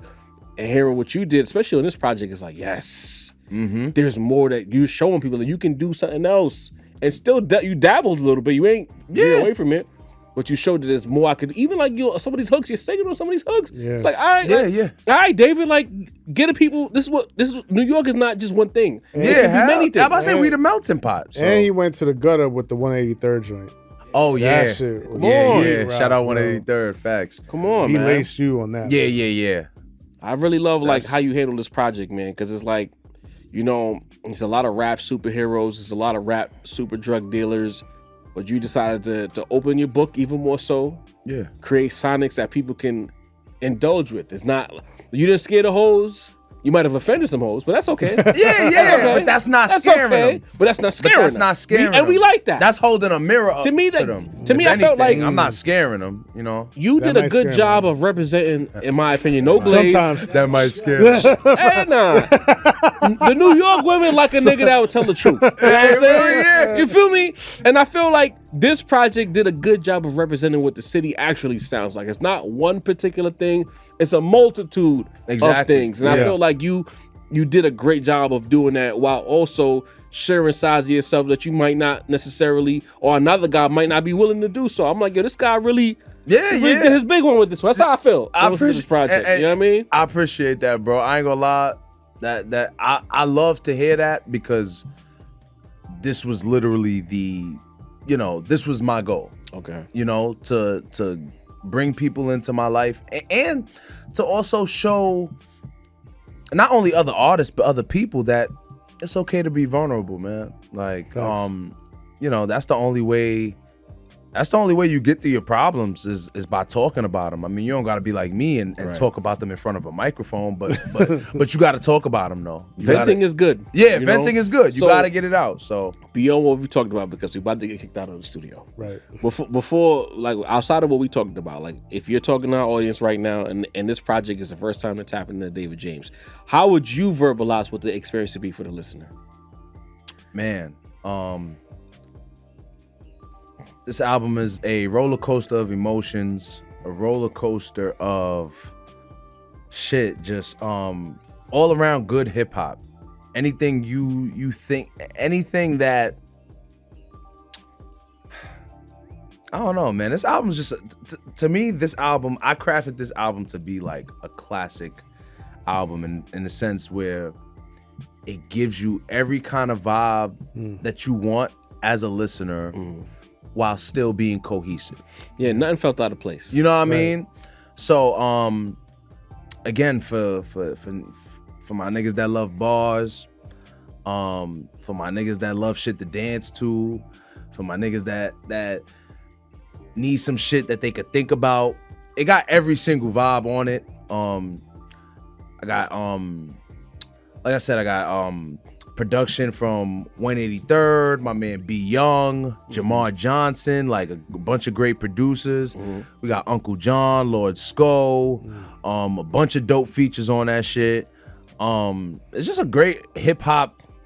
It's just a great rap album. Like I'm not even going, you know, and people have told me that, like, you know, ever since I dropped the album, like, you know, aside from all the industry shit, like this is a very well crafted album. Like, Sure. and once it reaches the masses, I think people will start to realize, like, oh shit, like, you know, this nigga got some shit to talk about, you know? Nah, I really appreciate the project, and I want to say, as a person who's been on the periphery watching the journey, started in one area, get into another area, Yeti side, etc., etc. I'm proud of like the path you're walking. You know what I mean? And I'm looking forward to what you do next. Because this project, again, if you love rap, and I say it all the time, like y'all cry about the state of hip hop, we bring these artists on, or y'all be fronting. Look no further, man. David James is right here. It's another act for you to support.